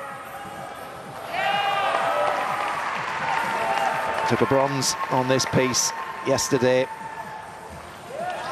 Well, a big test for him. You're always rattled when a teammate's hurt, but very smooth there. He floats on the bars, doesn't he? Super strong up to handstand. Good control on that one rail. Turns out. And another full turn. Come on, Joe. Great stuff. Make the landing. And he does just the slightest hop. But under a lot of pressure, that was a great routine. Well, the former world champion produces another golden routine. He's just becoming so consistent on this piece of apparatus, and when you needed a performance, he just delivers, doesn't he? I mean, you know, you could see the disappointment with Courtney, and you're just praying that the next person goes up and puts together a faultless performance. And apart from the dismount, with that little hop, I mean, what did he have in qualification, Matt? Into the 14s? Oh, he didn't give much away at all there. 14.366 in qualification. Right, so that'll be a 14, just what we need. 13.70. Yeah, so we've had a 13.333 from Jonas, an 11.866 from Courtney. So if that one's up in the 14s, we'll be through. Pifaretti scores a 13.7. Next one and last one. This fourth rotation. See what's going on with the World Gymnastics 2 team here. Daniel Marinov doing every single piece today. He was, we go. Well, another big vaulter. Triple twist, round easily. Just that little step. I mean, that'll score well. You know, that'll be another 14. It's a quiet high scorer, that one. It is, but the problem is they're going to be carrying, what, the 12-something, 12.7? Yeah. So, yeah, that was a piece what they should have really capitalised on. So, yeah, that'll score well. That'll be around about 14. They've had 4 12s of the World Gymnastics 2 team, as far as the scoreboard is concerned. 3 13s and the rest 14s, but yeah. And you're right, that was a very good vault, but you know, their strong vaulter that they would have been banking on didn't perform. 14-2 for Joe Fraser.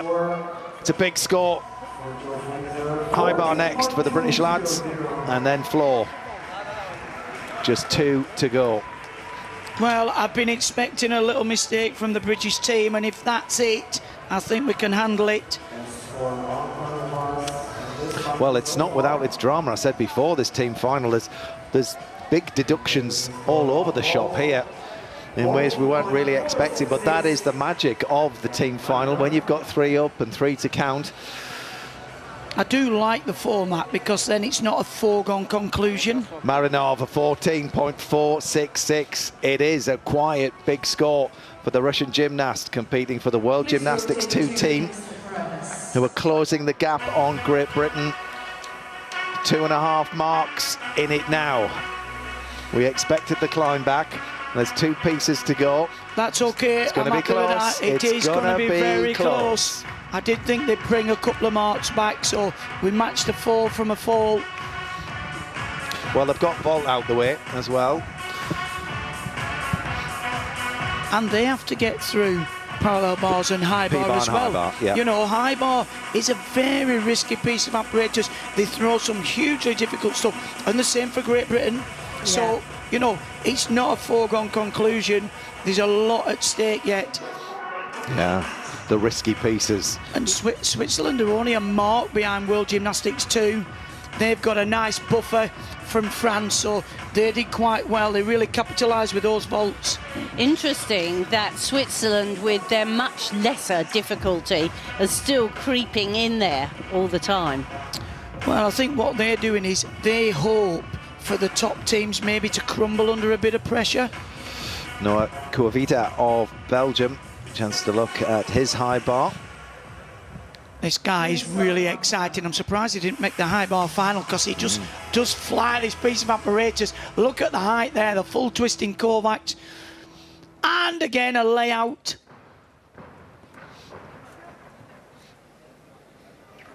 Look at the height on the top of the bar. Straddle Katchev, straight Katchev.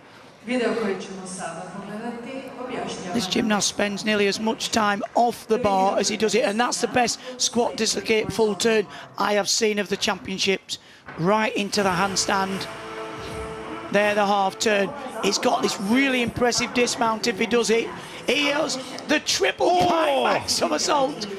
He must have fallen in qualification, because we often see him in the high bar final. Well, 13.6 for the Belgian high bar champion. It was entertaining. Certainly was. And you can see the pressure on the faces of all these young gymnasts. Yeah, Kassam Sene of France, 21-year-old. Run, just a running double pike front to open up. And another run into a forward somersault, this time with 2.5 twists.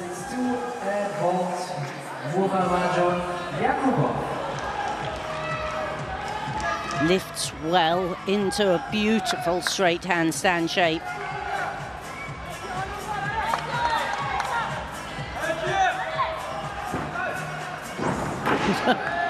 Side pass, triple twist.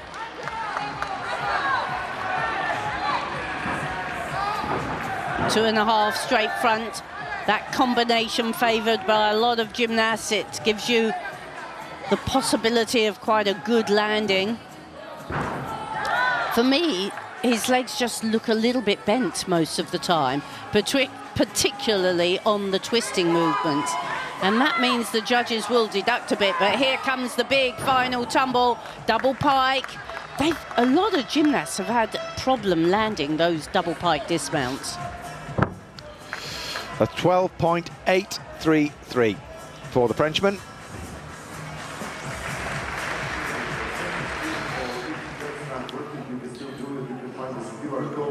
On your papers where the hard or the time base, so you can still enter the competition. So be prepared. Well, let's have a chat with Sam and Beth in the studio. We've got a bit of time before the fifth rotation. So let's have a chat about Courtney. Sam, what do you think happened with Courtney on with his shoulder on parallel bars? Well, it's really hard to know exactly what might have happened there, Matt, but Courtney does that skill so close to the uprights, there's not a lot of give in the bars there. So I think that maybe he's tweaked his shoulder, that arm, whether it's his rotator cuff, maybe the top of his bicep, even you've got a nerve running down that arm there. He might just have a real dead arm, but he's certainly concerned. But he did such a great job to think very quickly, make a decision that he could carry on and do just enough to still come out with a pretty good score, considering that's kept us in the lead. Yeah, and we started with Jonas Rushworth, who, you know, he put in a 12.9 in qualification, so he upped his score, which is all you can ask for, isn't it, in the team final? And what a team job this one was. Yeah, we spoke about the importance of just hitting solid, clean routines for that first and second gymnast, and Jonas did that. He did have a few mistakes, and you could see he was a little bit disappointed, but actually he did exactly what he needed to do, and he improved his score from qualification. So any score above a 13 as your first gymnast up is probably good enough when you've got such a buffer and you're in the lead. Yeah, and then Beth, obviously the absolute banker of Joe Fraser here on parallel bars. I mean, you know, he did a classic Joe Fraser routine. When you need it most, out he comes. Yeah, he did. I mean, he will have been flying high from yesterday, but he always talks about how important it is for the team.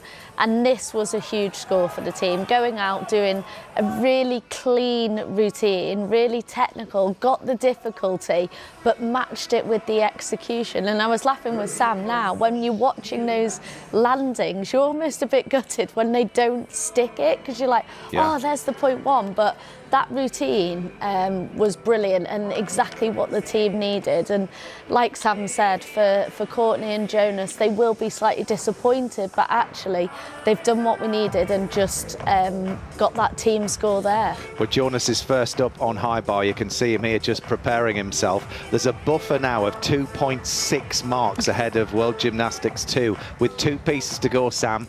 What is your hunch? Is it enough? Well, it's going to be really interesting, Matt, because parallel bars is probably the World Gymnastics 2 team's best apparatus. So we really need to make sure we hit these 3 routines here, and it's a big responsibility for Jonas and Sol, but I think they can do it. And with Joe winning that gold medal yesterday, I think they will have taken some inspiration from that. And then we go into that floor exercise in the last rotation that is one of our best apparatus. So it's all to play for, but it's going to be an important rotation, this one. So exciting stuff ahead. Thanks, guys, in the studio. We'll be back with you at the end of this rotation when there will be one more piece after that. So it really is going to be Great Britain's high bar against World Gymnastics 2 parallel bars here.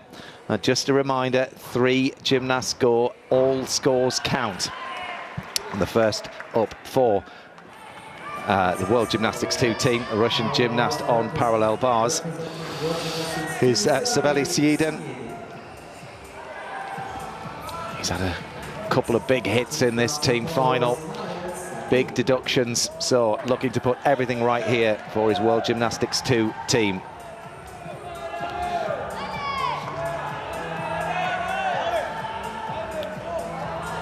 Oh, just a little bit short there, the uprise. Oh, and he did very well there, the McCook skill from the 1 bar. Under a lot of pressure, these gymnasts. when it works. That's a lovely long swing into the Diamondov. Solid in the handstand. Big double front half turn, just that step forward. Good, solid routine. They need this. They have got the ability. I think they'll claw back a couple of marks after this rotation. Yeah, I would agree. It's one of their very strong pieces. And the gymnasts they've got in this team physically are very suited to the parallel bars. Slight, good swingers. That was a great opening for them. He's only 19 years old, Seardon. And then for Great Britain, there's 20-year-old Jonas Rushworth. Got a second in the all-around British Championships earlier this year. Good all-round gymnast. And all the focus here just on high bar. Come on, Jonas. Great Britain leading this men's team final. Well, he's had a lot of responsibility this competition, leading us off on 3 pieces. That was a good turn. Building up now. Lovely full twist in the Kachev. Cleanly caught, smoothly up into the handstand. Here we have it again. The straight Kachev. He's a very stylish gymnast. Needs to keep composed. You have to swing with a forward grip and a backward grip. Beautiful squat dislocation right into handstand. Comes in close to make a clean half turn. Here's his close bar elements. Stoop in and out to handstand, shoulder to handstand, just the dismount. Come on, Jonas. Oh, just one pace, but that was good enough. That was great. Well, Jonas was in that team that took gold in the team final last year and is doing his bit for the team again here. He hung on, and that's the main thing. It is. Don't get too overconfident. Just a little flicker in the legs at the start, but then recovered well. He's got a huge release and recatch in the middle. Look at that. Squat dislocate out into the handstand. And winds up all the way around. Just that little adjustment on landing. He had a low 13 in qualification. I think it'll be around there somewhere. I said you're gonna need it, all right? Just going to keep us in the mix. Wise words from Joe Fraser, teammate.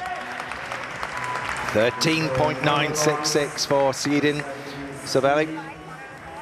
13.966. Next one, representing Switzerland, Florian. So he was up on his qualification score there, Seardon. Florian Naganega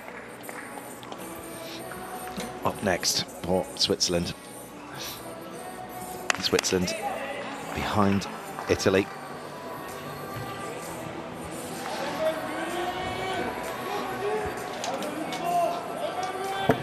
Now the Swiss team were top on this piece of apparatus.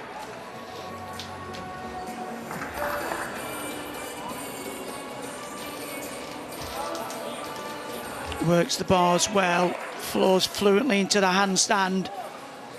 Has to keep the routine moving. That's a difficult skill there, turning out from the one bar. Great control. That's called a Healy turn.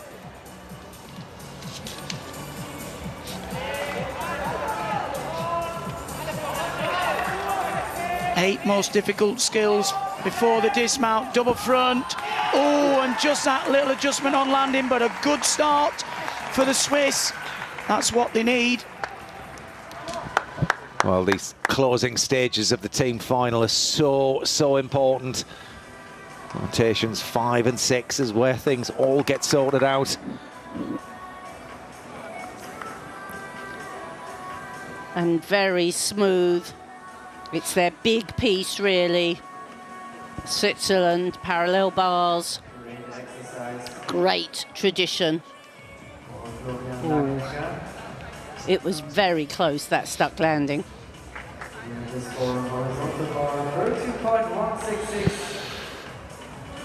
Jonas Rushworth scores a 13.166.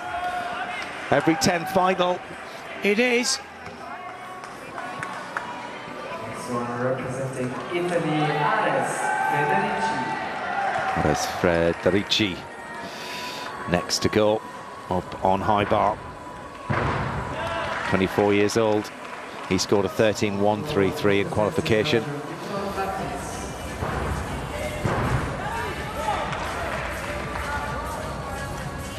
Now a little leg separation on that squat dislocation and a straight Kachev. Straddle Kachev, they're all similar but in different shapes.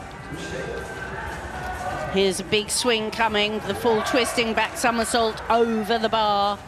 Very risky, and then without the full twist. Oh, he's very secure here. Now that's the close bar element that has to be included. Little hop, up for the dismount, double twist, oh, big step. But he held it well, he didn't give in, just the one step, even though it was a large step.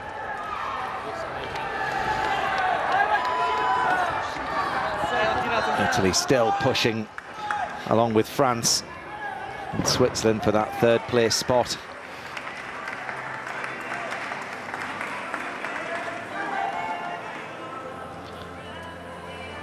The battle intensifies as the competition gets into its final few rotations. 30.80. Florian Laganega scores a 13.8. Bang on his qualification score. Yeah. Well, this is such an important routine for Arseny Duchnot. He's been impressive in this team final. He's been the one that's held them in contention, to be fair. Well, he fell in qualification on this piece of apparatus, only scored a 12.7, so he's got some real potential. Oh, no hesitation there, but used a bit of strength, but got out of it well. Very dynamic on the under somersault work. And again from the upper arm position. Really isn't hanging about. Double back with the full twist, he stuck the landing. Well, when you need a routine, that's it. Yeah, I think that is the routine that could well make its heavy mark on Great Britain.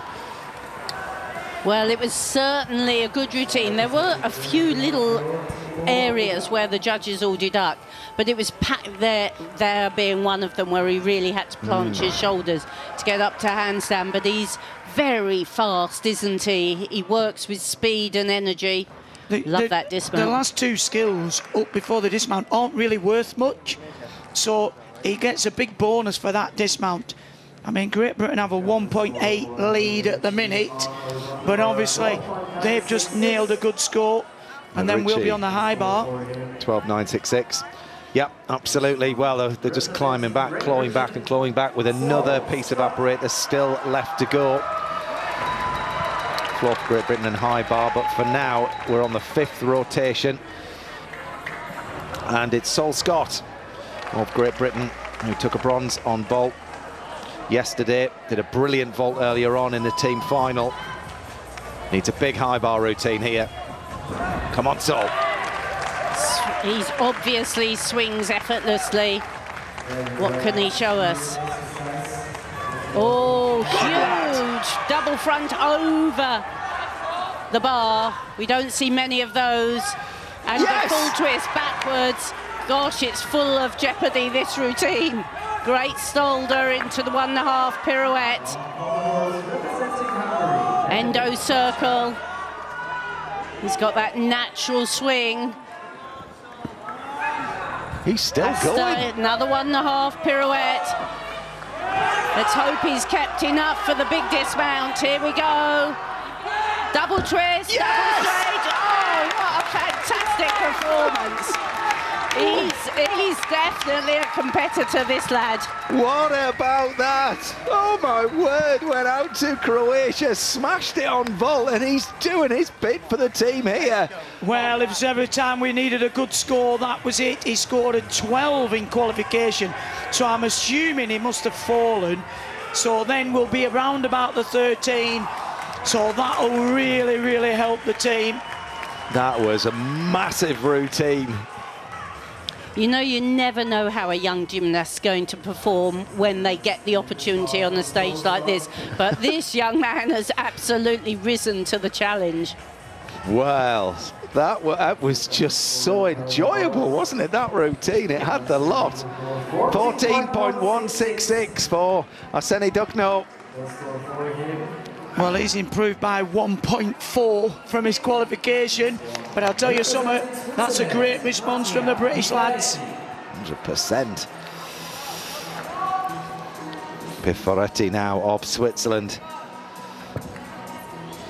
Got a medal at a World Cup event earlier this year on this piece. Oh, dear me. Well, again, he did so well there to not fall from the apparatus. Very fluent parallel bar work, apart from the mistake at the start. Oh, and he's a little bit off. So that pause there, the judges really want them to turn to the bar and immediately turn back out. So that picks up a deduction. And then quite a relatively simple skill, picking up 3/10 of deductions. Double front. Well, not the routine the Swiss wanted. Representing Belgium. My word, this is getting so tense, this team final. My hands are sweating. Oh man, it is so tense. Yeah, I would agree. And it's sort of tense all the way down, isn't it? Yeah, between all the teams. Yeah. Such a great team final. This is what you want though, isn't it, with your 3 up and 3 to count? This is why it matters so much. And in a way, it is the climax to the competition. Even though it's tough being at the end, it is the climax. 13.666 for Solskjaer. Well done, that man, and well done to Jonas. Well, you know, World Gymnastics have improved on the score by 1.4, and we've just improved by 1.6. This is going to be close. Joe Fraser's up next. After Human Aberdini of Italy. The 25-year-old.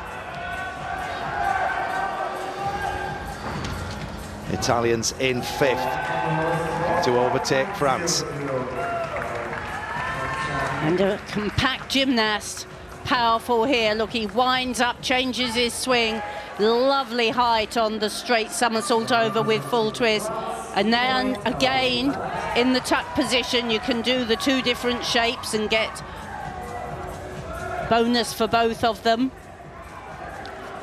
A bit late on that full turn. You're meant to try and finish in handstand. And with the half, a little bit split legs, but that was a nice stoop in and out and Stolder. All of these difficult skills adding up to give you your difficulty score now. The dismount has to be one of them. Oh, and that was probably the best landing we've seen off the high bar. Beautiful, wasn't it? It's the only one we've seen land off the high bar, I think, isn't it? He floated that one, didn't he? He did. He met the floor perfectly. Bent his knees, absorbed all the power. Little hand clap with Joe Fraser as he walks up to chalk up the bar.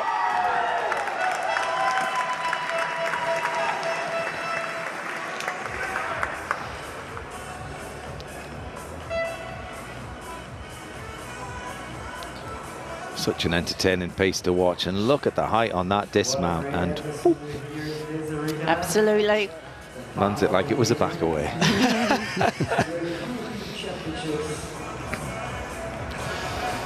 Piforetti scores an 11.2. Shake of the head. It's a story of what could have been. Switzerland in 4th. So, what can Daniel Marinov of World Gymnastics 2 do here? The 21-year-old Russian chasing Great Britain for gold. It'll be his parallel bar routine versus Joe Fraser's high bar routine as far as this rotation is concerned. Oh, he's gone for a wonder. Couple of steps, they're all little deductions. But he's got an energy on this apparatus, hasn't he? Zips along. moves, creates swing, and then controls it. That's what this apparatus is all about, creating the swing, but controlling it. But that was a little bit soft in the back and was a bit of a mistake, a bit of a get out. Oh, and the double back with full twist, just a step. He covered it all well, and he probably won't lose masses, but it was a bit of an error. I think he'll breathe a sigh of relief there, because there was a couple of points where, you know, he really had to fight and control it. But he's got a lovely routine, Christine, and a nice fluid tempo. But there, every time you move your hand, it's 0.1. There, he was very soft in the back. He looked a little bit wild and out of control, but he stayed on the apparatus. They like this dismount, the double back with the full twist. What did he have? 13.5 in qualification. Aberdeen scores a 13.833 for Italy. One more gymnast from Italy to go on high bar after him. Well, it's over to the new European high bar champion. Joe Fraser composing himself. Yesterday it was all about him in this final. Well, today this routine is all about the team. Can he help Great Britain retain this European team title? This is huge. It's a big routine, it's packed with difficulty, and one thing's for sure, Joe Fraser will not hold back here. It's all or nothing for Joe Fraser and Great Britain. Big difficulty and big risk. He's got this very difficult combination at the start. Watch this. Oh, and he's safely round. He connects the squat half into the Kovacs. There's another big one coming now. Watch this. Full twist. Good lad. Ho ho! And there's more. Straight Katchev. Straddle Katchev.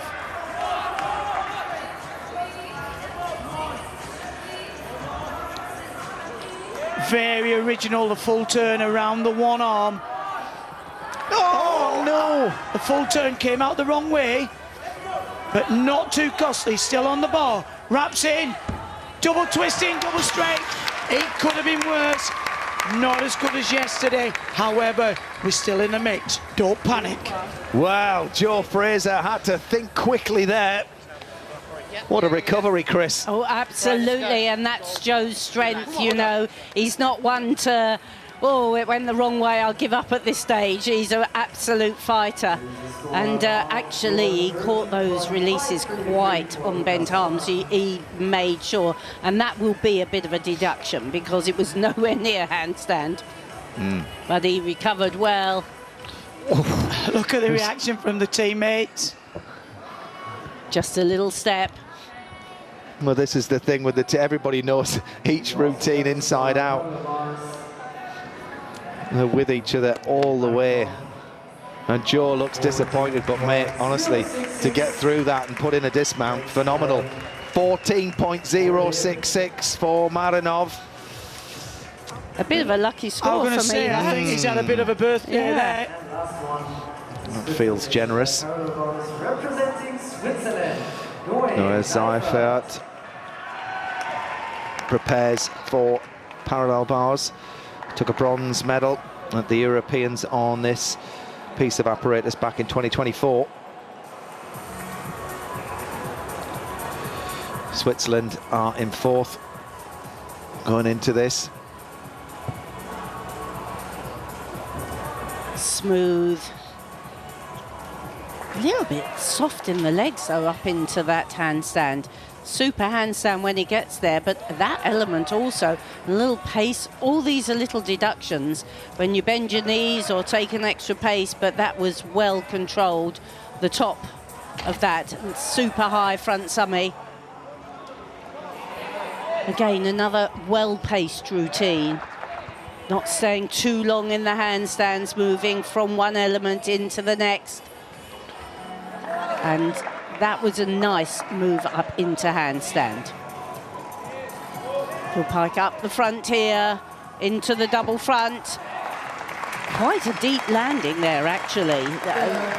you would hope for a little bit more upright. Again, not a perfect routine, but we're getting to the the last business end, the business end of the competition. Exciting bit, Chris. We're getting to the exciting bit. Yeah. And people's legs are feeling a bit shaky. Yes, my word. Well, let's hope Great Britain's aren't too shaky. They're on floor next. Well, Great Britain's Joe Fraser scores a 13.3. It's down from where he would have liked, but it's still a healthy score. It is indeed, and we've still got a little bit of a buffer.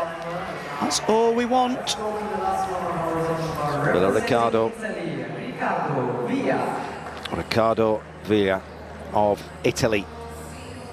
Well, can he keep the hopes of the Italians alive on this piece of apparatus? Big wind up. Lovely layout, Kovac. Plenty of time in the air.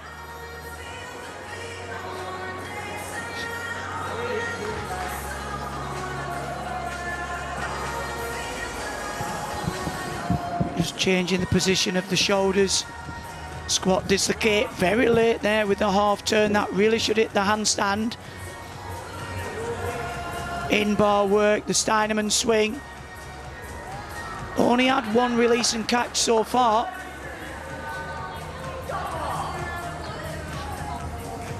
Kicks up, double twisting, double back. Oh, and just that little step.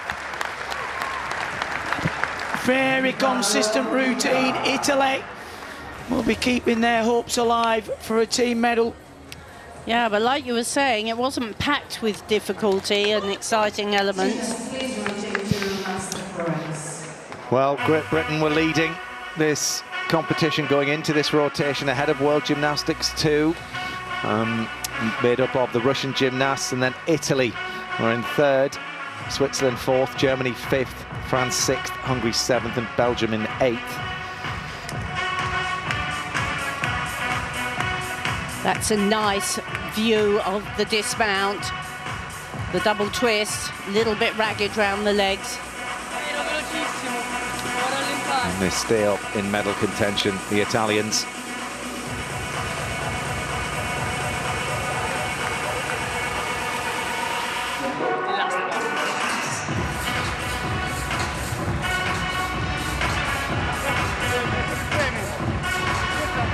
Well, this is the nerve-wracking moment, isn't it? Round to the last piece. Always think the lining up behind your country name, marching round is quite a special moment, especially onto that last piece. So you can see Harry Hepworth in the background, just getting himself limbered up, stretching out, ready for floor. This is Noah Seifert. For his P-bar score of 13.9. He'll head round to high bar. And Ricardo Villa scores a 13.466. Swing and flight elements, along with various support positions, hanging maneuvers, and upper arm positions. Advanced routines may also include elements. So I think all of the scores are in now. I'm not sure if they're going to show you the standings, but I can tell you, as far as my computer says, Great Britain are ahead of the World Gymnastics 2 team by half a mark. Switzerland are in third, Italy fourth, Germany fifth, France sixth, Belgium seventh, and Hungary are in eighth. So Great Britain are leading the competition. We believe there's a Swiss inquiry gone in, so maybe that's why we don't have confirmation yet. But what we're really keen to see is the difference between Great Britain and the World Gymnastics 2 team, and it's half a mark going into the last piece of apparatus.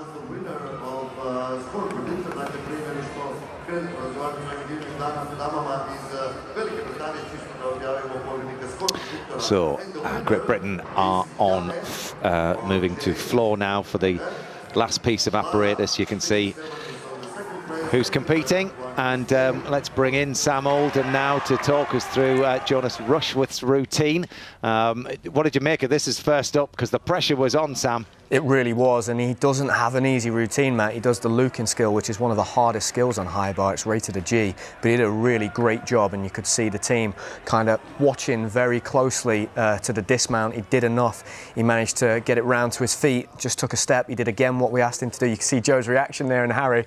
They were very happy with that one. And then Sol, what a beautiful routine he performed. Yes. I mean, it was so much unique gymnastics in this routine from Sol, and he ended up being our top scorer on the high bar, just 19 years of age. Got to remind everybody how well he's performing in this environment, because like you guys in the commentary box are saying, it's very intimidating, it's incredibly intense. He's doing an amazing job. For sure, yeah, and then look, I mean, you can see what it means to him there, the relief. Because you know, this is the thing, you practice these routines so much in the gym, and then you come out and it feels very different, but he's delivering, as is Joe Fraser. Now, what happened here, Sam?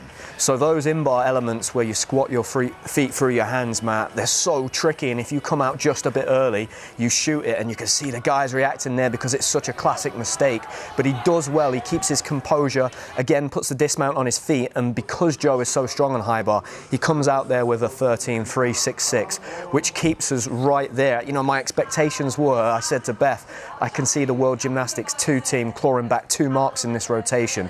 So it's all going to come down now to who can hold their nerve and not make any mistakes on this last lap. I mean, this is just what men's gymnastics team finals are all about. We live for this. It's so incredible. I'm so excited. Yeah. And that World Gymnastics 2 team, they are very strong on high bar, but we're going to finish with Harry Hepworth, who is, you know, the European bronze medalist on floor. So if the guys can do their job, just focus on their routines, land on their feet, no big deductions, I really think that's going to pile the pressure on that team on high bar from World Gymnastics 2, because on high bar you have got to catch that bar again. Yes, and Beth, I mean, finishing on floor as a former world floor champion yourself, do you think this is good for Great Britain? I mean, we'll have tired legs. This is the thing, it's a very tough piece in that respect. It is a tough piece going last, but obviously they've got vastly experienced gymnasts going up with Harry finishing the team, and I think that's always the hardest one, because the rest of the team are literally sitting waiting for your score. Joe had a few mistakes in qualification, so he'll be looking to rectify those during this team final, but hopefully, fingers crossed, me and Sam were discussing, they just need to stay on their feet. Don't necessarily go for all the stuck landings. We just need clean, solid routines to get those scores on the door. Well, Sol, you can see he's just warming up. Sol Scott, he's been brilliant vault, high bar, and now floor. Let's just hope Joe can... Because, I mean, the emotion that he must have had, the rise and fall he's doing for the team. There's one more piece to go. It's like one final push to retain that title. And when you're trying to retain a title, defend a title in the way that they are, there's almost a bit of added oomph there, surely, Sam. Yeah, there absolutely is. And the other thing as well is this World Gymnastics 2 team, we've not seen them compete for so long. They will have known there's added pressure here. They're competing for the first time in a very long time. So if they can do it, if they can beat them, they're going to quieten those doubters down a little bit, and they'll be really up for it. I think for Joe, this comes down to a lot of strategy maybe from the coaching team here and their experience that they have to make the right decisions, potentially on the routines. But he's been here before, he knows exactly what to do, and I've got every confidence in them. Yes, as we have too. Thanks, guys. We'll be back with you shortly. So here we go then with the last rotation of the men's team final here at the European Championships. Great Britain lead ahead of World Gymnastics 2. Switzerland are 3rd, Italy 4, Germany 5th, France 6th, Belgium 7th, and Hungary are in 8th. So we're going to join Florian Laganega of Switzerland, a 23rd-year-old, with his final piece of apparatus today, the first of the 3 Swiss gymnasts. They're currently in 3rd. And, well, traditionally, men's gymnastics finishes on high bar if you do the normal rotation, but it's always such a tough piece to finish with. It's so full of jeopardy, and he's just done one release, a Ginger, a little bit low. Good swing there in inverts. Have to swing forwards, backwards, show different grips. And this is quite a short routine, but with a great double, a triple back dismount. We've seen lots of these this championships. Well, the strategy for the Swiss about going for execution over difficulty has served them well so far. They're currently sitting on that bronze medal, and I can't see, there's about 2 and a bit marks between them and Italy. I really can't see Italy clawing that back on the floor. That was his only release, fairly unimpressive, really. Well, he had a 13.4 in qualification, so that's all right on this piece of apparatus again. Big dismount. He nearly landed on a 0.1 bonus as well. Was successful. They changed the score from 11.2 to 11.8, so 0.6 points more. Just waiting for the first of the floor gymnasts to go, and here he is, Yumin Abedini of Italy. Italians in 5th, stepping up to the last piece. Double pike opening.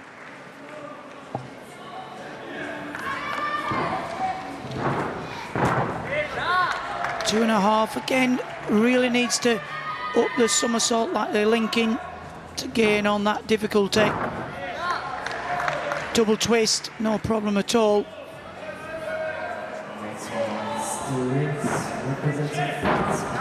Big triple.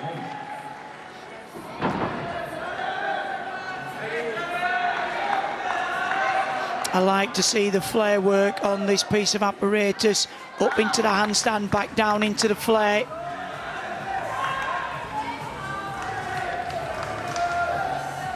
This counts as a non-acrobatic sequence of the routine.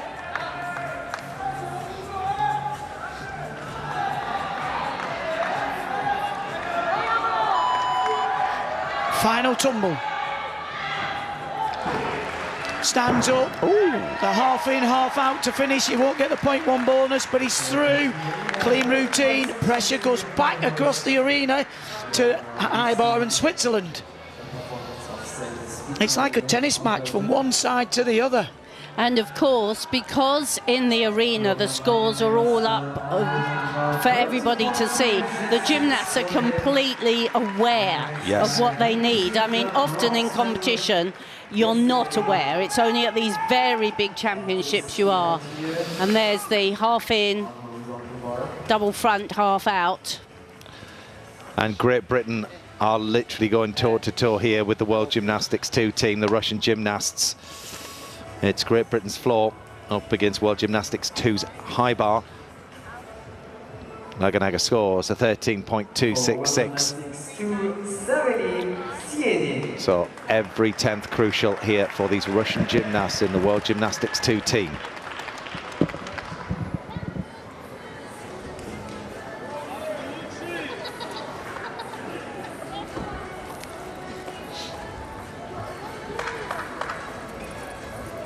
Super pike squat dislocation, but this is the big release. The full twist cleanly through. Here comes another one.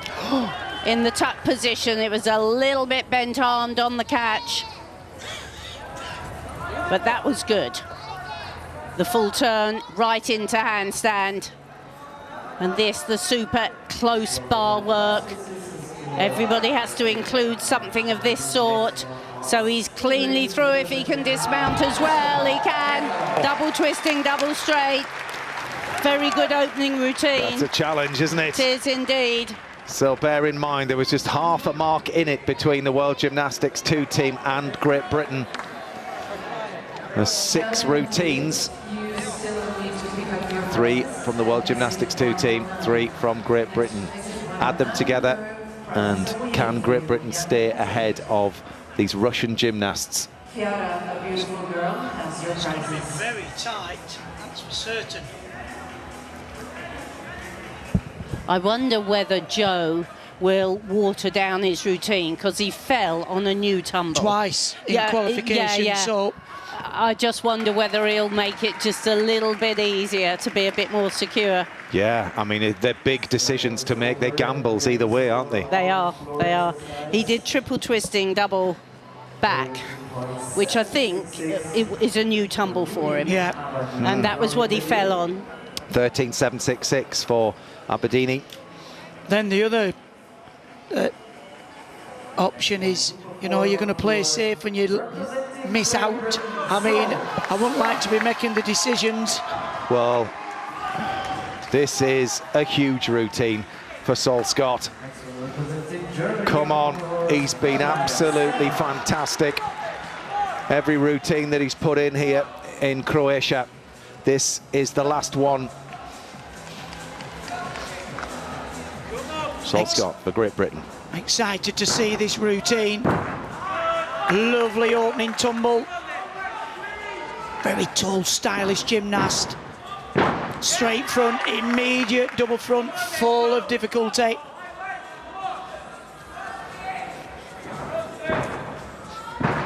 Oh, lovely control there. Down the side, 3.5.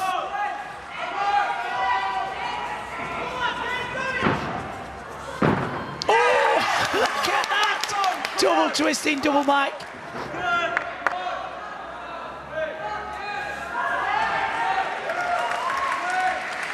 Hovers above the floor. Come on, Sol. Let's go, Sol. Lots of difficulty. Triple twist. Come on. Final tumble. Can he get an extra 0.1?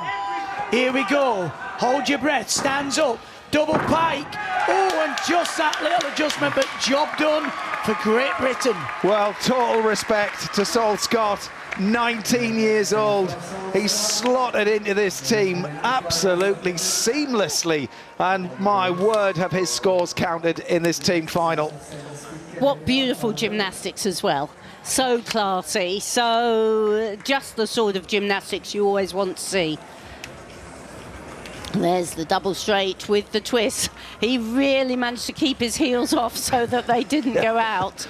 Millimetre perfect. Yeah, and he's very clean on that landing. Had some really good landings in that routine. Well, 13.833 from World Gymnastics 2. That was their first score. So if we're sort of looking at routine for routine here. Well, he's done a great job for his team today. And 13.833, exactly the same. Oh, sorry, my mistake. 13.833. Sorry. I think it was I'm looking at the scoreboard. Sorry, guys. His score's not in yet. Huge apologies. Calm down, everyone. Well, let you off. It is very tense in this commentary position. And very confusing with this scoring system I'm looking at. So the second gymnast from the World Gymnastic team.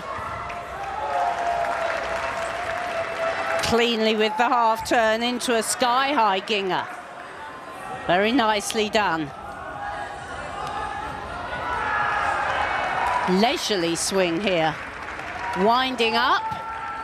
Oh, double back with the full twist. The back semi over with the full twist. A little late on the squat dislocation, but he's very clean and smooth. Good half turn. Here it comes. Up comes the dismount. 2 twists, 2 summies. Well, he's delighted to be able to add that to his team score. 2 solid routines for Switzerland. Trying to just keep in medal contention. Yeah, keep the Italians at bay. Yes, sorry, I gave him to the wrong team, didn't I?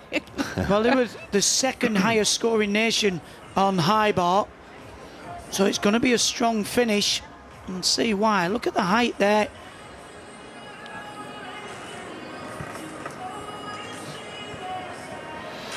Well, Saul Scott scored a 13.766 in qualification for Great Britain on floor.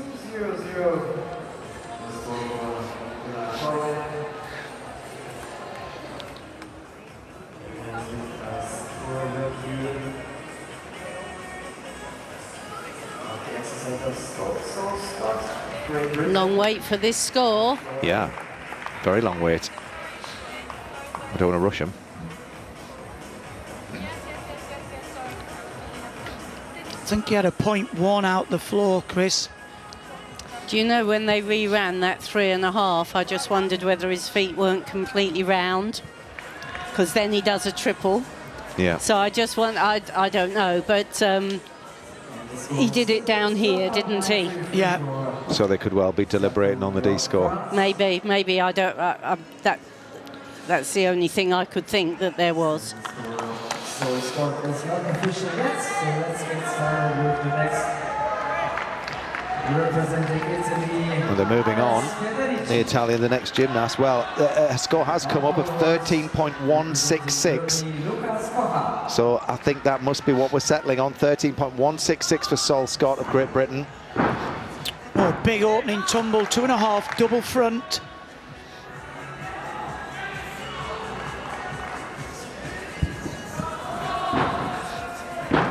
Oh, and that's how you stick a landing, double twisting, double back.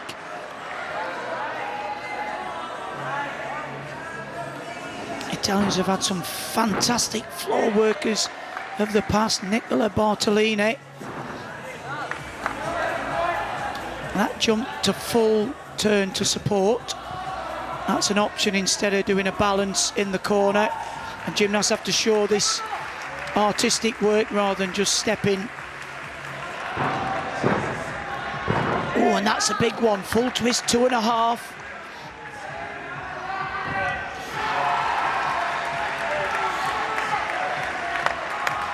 There's a big gap between Italy and Switzerland, so they're going to need every 10th. Half in, half out to finish. Just that little step on landing, but a great routine from the Italian.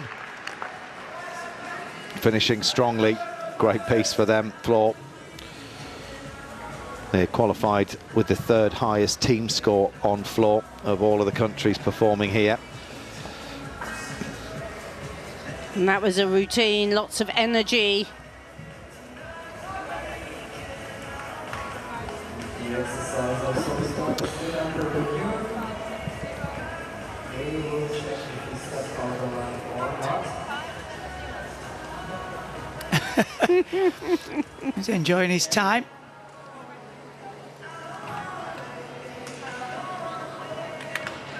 I'm giving him a score of 13.166. But it hasn't come up on the screen. Come up, no.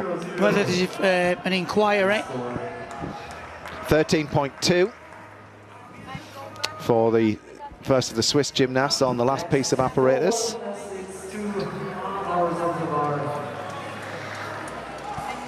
Daniel Marinov. And now we have the second gymnast for the world gymnastic team. Yeah. So Marinov scored a 13.533 in qualification. It's a massive routine for them. Will he stay on?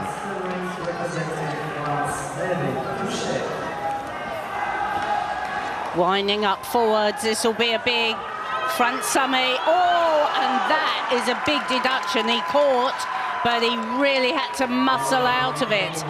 Better on the back somersault with full twist. And the second one, very smooth, but that first was a bit of a problem. Nice Kachev, straight Kachev. Good Steinemann swings. Stolder up into handstand, stoop into handstand. Lots of difficulty. Double twist, double straight. Pace back, but there was a definite deduction in the middle there, wasn't there, guys? There was, but it was a hugely difficult routine. So I'll give him a big D score. Yes, he'll pick up a big deduction, big step on landing, but it didn't fall from the apparatus. I mean, it looked so secure, to be honest with you. Even when he messed it up, it looked like he was really going to recover it.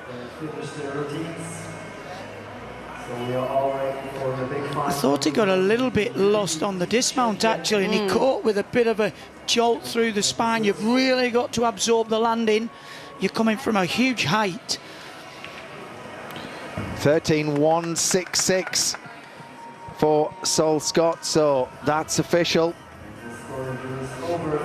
.1 for going out the floor.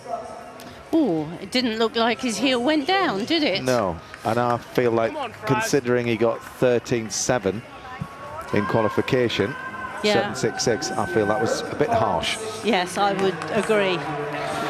Well, Great Britain's Joe Fraser now. He did fall twice in the all-round competition on this piece. What routine will he opt for? Well, we need a big routine now and a big score. Double twisting, double back. Good decision. Oh, look at the height of that. The double pike Arabian, you don't often see that. It's a very difficult skill to land.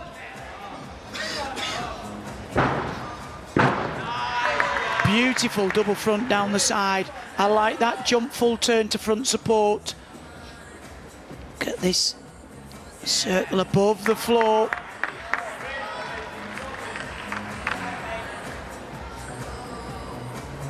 Shows his strength. Fixing the handstand, 2 seconds. The lads are right, lovely work, Joe.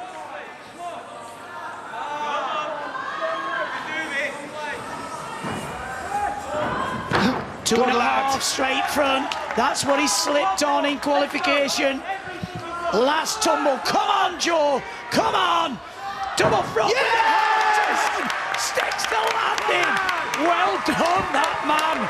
Oh, give him a bonus and another gold medal. That's what I say. This is going to be very, very close. Harry Hepworth still to come, but it's job done for Great Britain's Joe Fraser. Oh, and that was great. It was a completely different routine to the one he did in qualification. That was his second tumble in qualification. So it really... he mixed it up. He mixed it up, yeah. He's a very versatile gymnast, isn't he? Great. Oh, my word. Well, they're keeping us guessing. They're keeping us guessing. Well, he only had an 11 in qualification. That was significantly better. Much, much better. It throws the gauntlet back across the arena to the high bar. Yeah. One last routine for the Russian gymnasts of the World Gymnastics 2 team. Federici for Italy. 13.46. So Marinov scores a 13.133. So down on what he would have been hoping for.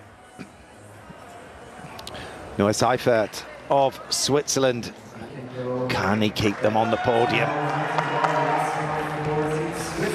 This is very, very close indeed.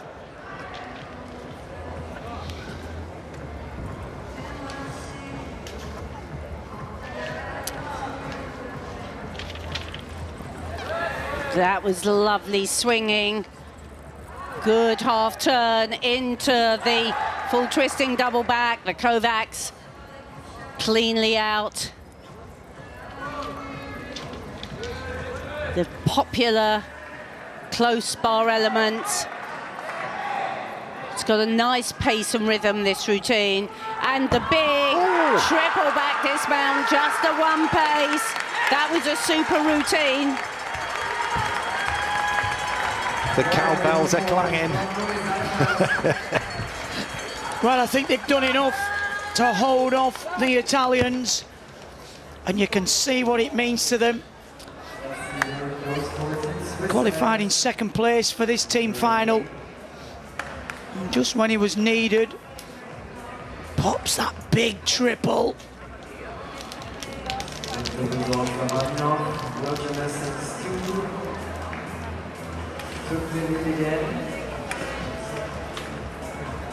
Joe Fraser scores a 13.066. Honestly, every tenth, it's very, very close now. World Gymnastics 2 have gone ahead of Great Britain by 0.2. There's going to be 0.2 in it. The final routine. Harry Hepworth up against Arseny Duckno. But first, Italy have to go on floor. Big opener. We saw this guy do a cracking vault, double twist, immediate double front. Oh, and look at the height there. The half in, half out in the straight position. Unfortunate just outside the floor. And then a strange step to the side.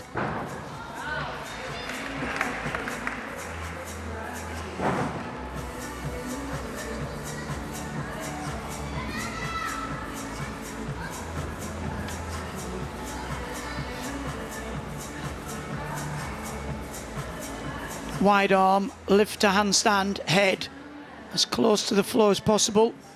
This gymnast opting for the balance, and you can see why a lot of gymnasts prefer to take it out, because when you're pumped full of adrenaline, it's really hard to balance on that one leg. Big last tumble, full twist into a double pike somersault, and he's got one more to go. Oh, and he may be just out of time. He stuck the dismount, so he'll get the 0.1 bonus, but I think he was just out of time there, Christine. Well, the whistle certainly went, didn't it? That's only a 0.1, even if you are over time. It's not a huge deduction. And he gained a 0.1 for the stick, I would have thought. Wow, this is a nerve-wracking moment, isn't it? Noah Seifert scores a 13.666. So, what a huge routine this is for Arseny Duckno. This score is up against Great Britain's floor score. There's 0.2 in it. The World Gymnastics 2 team are ahead of Great Britain by a hair's breadth.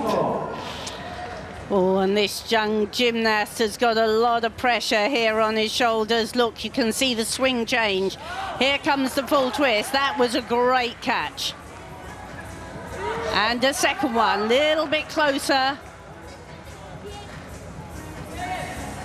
Now the Kachevs, the straight Kachev. He works with his hands very close together. Nice forward swing. Squat dislocation, just a little off handstand. So beautifully supple and well prepared, this gymnast. Stolder up to handstand, the big dismount. Here we go. Double twist, double straight. Well, it was a great routine from him. They really pulled themselves together the second half of the competition. Well, he's had a very, very good day. As Arseny Duckno, he thinks he's done enough. Well, Harry Hepworth will have something to say about that. Rest assured.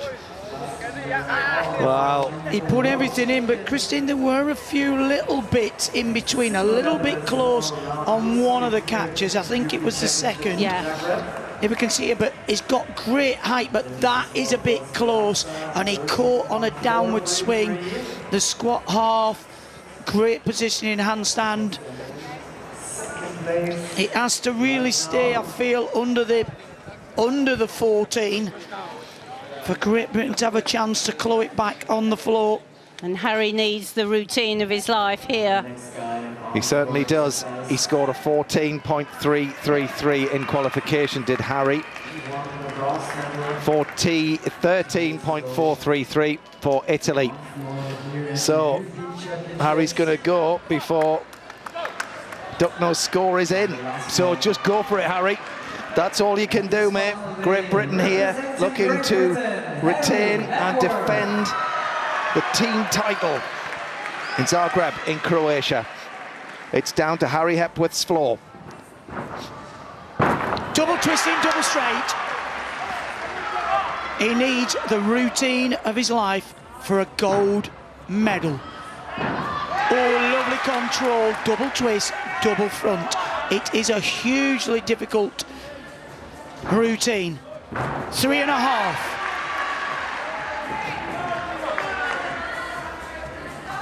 Just a slight glance on the floor, immensely strong. Look at this, on hydraulics.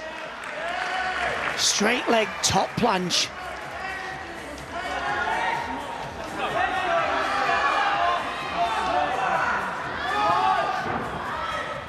triple double, 2 somersaults, 3 twists. Come on, stand up, triple twist. Come on, Harry. You've got One this. final tumble to go. Come on, you've got it. To land on a gold medal. Stands up, double twist and double back. The slightest of adjustments with his feet. I think that's good enough, Matt. Christine. Oh, I fantastic. think that's good enough. It's good enough. It's good enough. It is, sure. It's going to go 14 plus. Have we got the score in for Duckno? Duckno's score is in. It is in, but I think he needs 13.73. Oh, Harry. Harry. Yes. Oh, it's got to be, hasn't I think he does. I think that's what he needs. I think Duckno's score is 13.533. Yeah. And I think it's 13. Over 14, 7-3. and he's got it.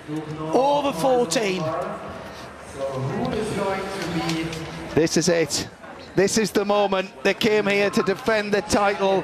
The Russian gymnasts came here to make their mark and take gold. But I don't think Arseny Duckno did enough, and I think Harry Hepworth has absolutely nailed it. 13.533 for Arseny Duckno. So we're just waiting for confirmation now that Great Britain have done it, and Harry Hepworth has done the floor routine of his life. What a team they are. Every single tenth, every performance was outstanding. 14.3! Great Britain retain the title! Fantastic! Fantastic! They've done it! What a performance! And what a message to the rest of the world! They fought for every single time. Then look at what it means. Great Britain win gold ahead of the World Gymnastics 2 team. They just couldn't beat Great Britain. And Switzerland, they take the bronze with Italy in 4th, Germany 5th, France 6th, Belgium 7th, and Hungary in 8th. But what a performance from the British lads. They are yet again European team champions. They clawed back 7 marks from qualification against the Russian gymnasts that make up the World Gymnastics 2 team, and it went down to the wire, and in the end by 0.57. Great Britain, get your head around this, 246.728. World Gymnastics 2, 246.158. What about that? We thought they had the potential. We thought they might just do it. And what a team. It wasn't faultless, but they did it. Christine. Fantastic. What a wonderful performance from these British boys. I cannot think the last time we were jumping up and down on our feet in the commentary box like that. Unbelievable. Talk about delivering under the pressure. New guys in the team did an absolute fantastic job. I cannot wait to see what Beth and Sam were doing in the studio, jumping up and down, going crazy. What an afternoon of gymnastics. This is why this sport is the best sport in the world. Wow.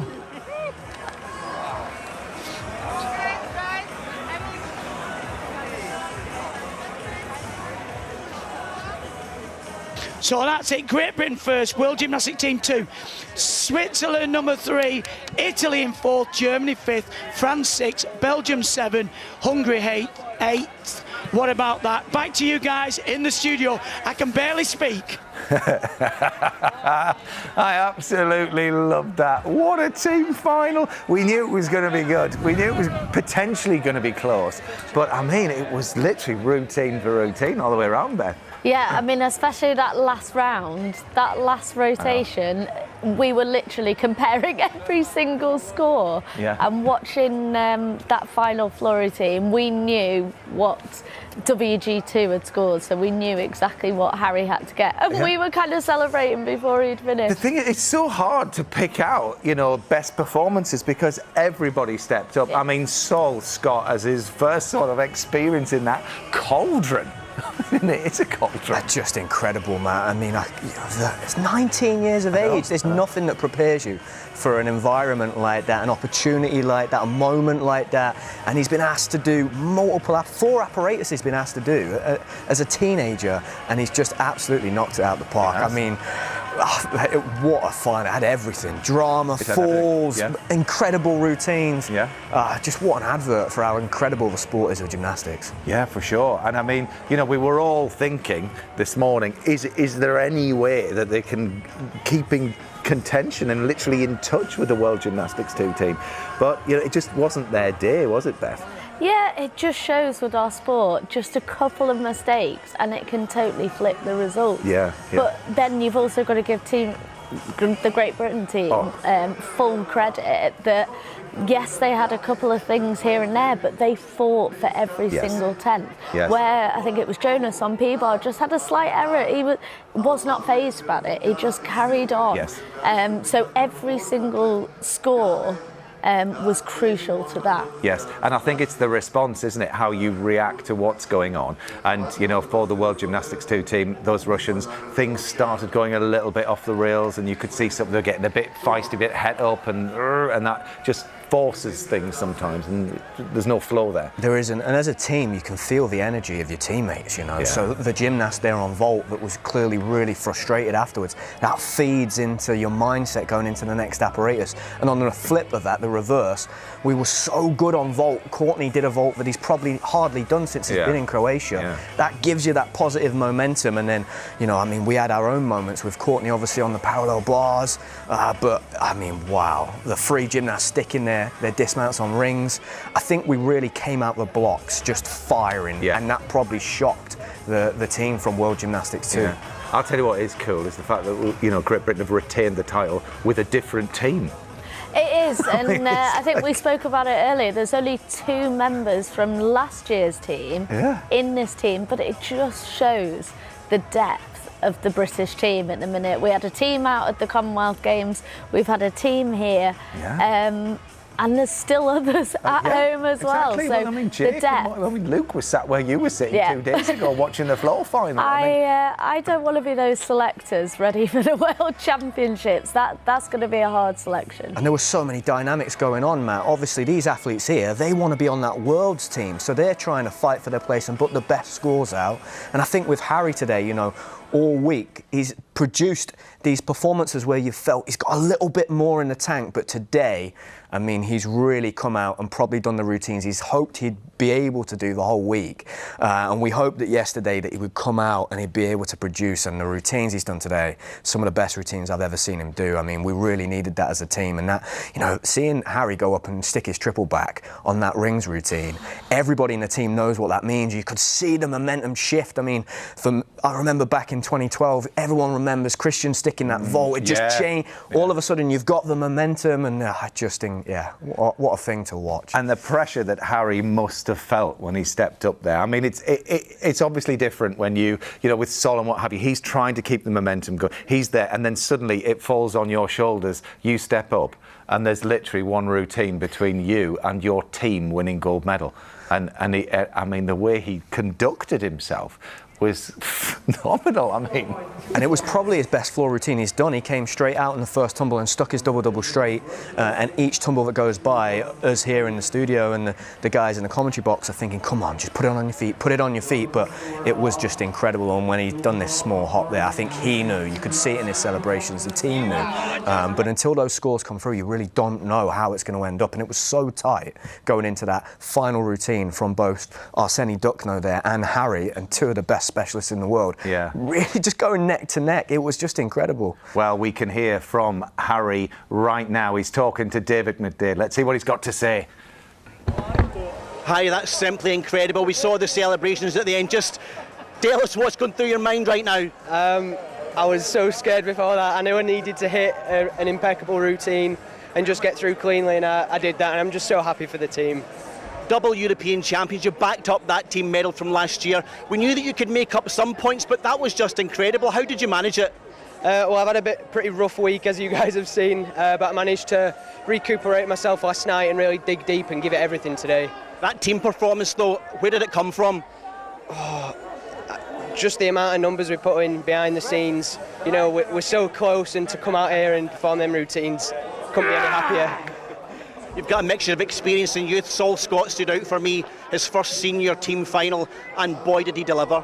Honestly, next level. I mean, to do that 4 routine that he did in the vaults, like next to none, and the pommel routine at the start, you can't learn that. Talk to the team spirit, because you guys were with each other all the way. Yeah, we all knew it was a fight right to the end, and we just kept delivering, fighting, doing the routines that we could, and yeah. World champs next? 100%. Thanks very much, Harry. Well done. Thank you. So lovely just to see that smile on his face. He's looked a little bit down, hasn't he, over the last few days, but what that means to him, and again, it's just coming back to that team spirit and those lads and the fire that they've got, and how we have world-class athletes because of the gymnasts that are in the squad, pushing each other all the time. Yeah, I mean, success breeds success, doesn't it? And those guys train with each other day in, day out. They push each other. They work so well as a team. And these moments, these team competitions where you're really put to the test, it really tests your character, is when you build those bonds, and they're the memories that last forever. These guys will remember this day and this moment, you know, for the rest of their lives. It's such a special thing to go out there and compete in a sport like ours where you are the individual doing the routine. It's very different in a team setting, you know, and it means so much more, and this is such a special thing for these guys, because you're right, Matt, the depth we have, everybody's competing to get a place on that team. Yeah. And the guys that are sat back at home, they're going to find it tough now, because they've all really come out here and, you know, made it very hard for the selectors, like Beth said, because it's hard to take one of those guys out of that lineup. I mean, the grit, the determination, but the excellence in the performance, the quality is just right there. Well, here come the top 3 in Europe as far as the teams are concerned, and Switzerland are back on the podium. They took the silver medal last year, but they'll be happy with the bronze in the company that they're in, that's for sure. And the World Gymnastics 2 team made up of the Russian gymnasts. We all wondered how they would perform, we wondered what they could do, how they would react to international competition, and well, they've answered that with a silver medal in the men's team final.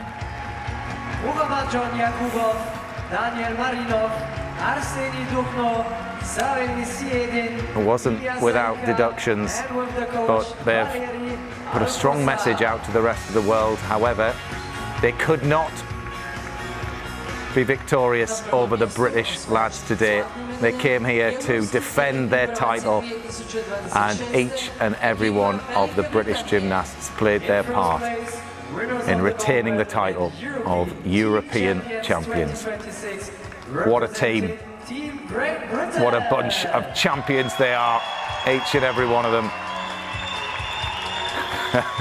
And they won that title the hard way, the best way, went all out for difficulty, smashed it on execution. And just 2 of the gymnasts from the last team are in this team. So as we've been saying, the strength in depth, the squad, the difficulty for the selectors going forward. British Gymnastics on the men's side is in a very, very good place. Harry Hepworth, Saul Scott, Courtney Tulloch, Jonas Rushworth, and the great Joe Fraser.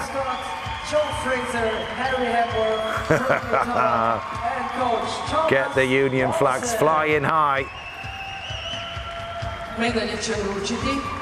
The medals will be presented by.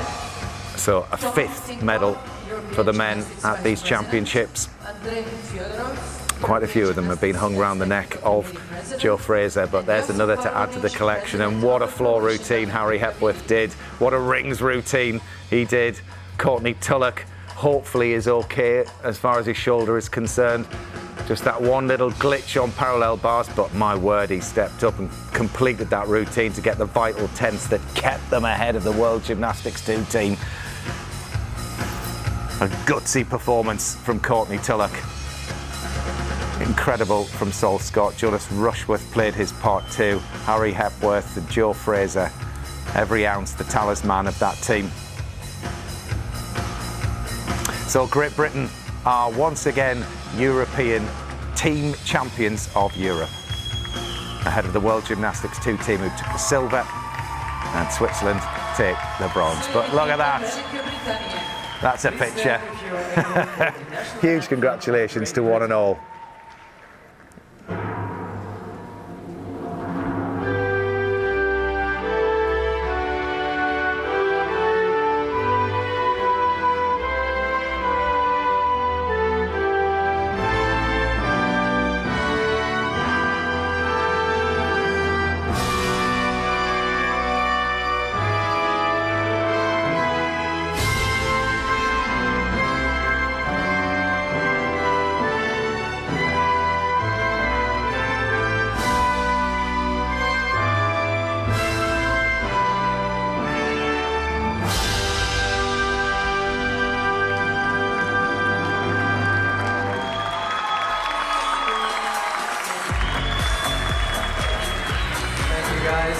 Take a picture. This is your moment. Thank you guys for... So Great Britain take the title ahead of World Gymnastics 2, the silver, and Switzerland fought for the bronze medal. But I mean, it says a lot, doesn't it, for Switzerland to have got the silver last year and the bronze this year. They're still, you know, they're up there pushing, Beth.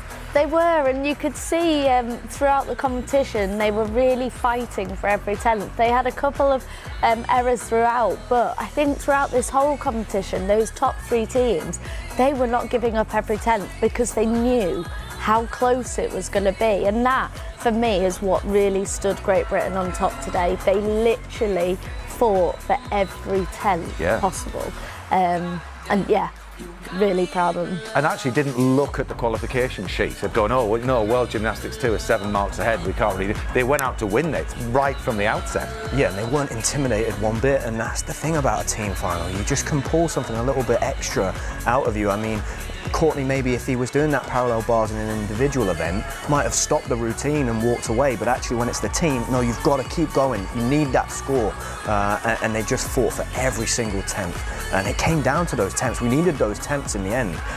So every stuck dismount that we got, every 0.1 bonus, it really added up when it came round to that final rotation. Yeah, and actually how key that floor from Joe Fraser was as well, because of what happened to him in the all-around competition, scoring 11. And then he mixed up his routine to the point where Christine in commentary was like, oh, well, he did that in a completely different order. So he rejigged it all in order to tactically win the goals. Yeah, I think they made a couple of smart decisions today. Obviously, we looked at Harry's vault. They downgraded. It was still a 5-2 with the handspring 2.5. But rather than put in risk, they went for clean, quality gymnastics. And then the same with Joe. We knew that he had those errors, and he made those changes. They knew they needed a clean, solid routine, and that's what he did. Yeah, and actually thinking of the way Harry performed as well, the cleverness of doing the 2.5 on vault as opposed to going for the big vault that you think, we need all the tenths. Actually, what they needed was to hang on to the tenths. Yeah, really clever decision making from the coaching team, the athletes themselves. They will have discussed, okay, what floor routine can I do now? Is when Joe's thinking about, right, I'm going to go up, I've got the confidence I can do a good routine, but let's play with that construction a little bit to make sure that when it comes down to that big moment, if it does, I feel confident enough that I can put all the tumbles on my feet and put out the score that we're going to need. And I think they did.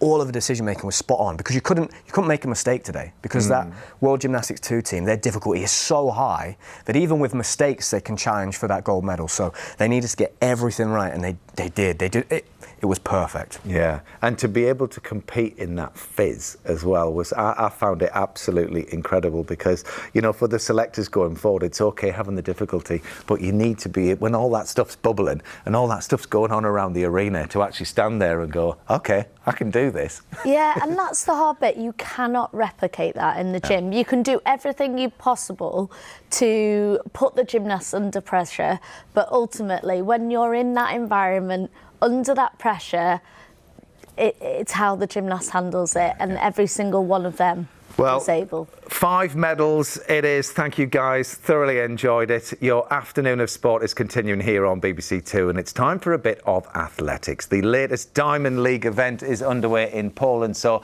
let's join Sarah Mulkerins to guide us through it.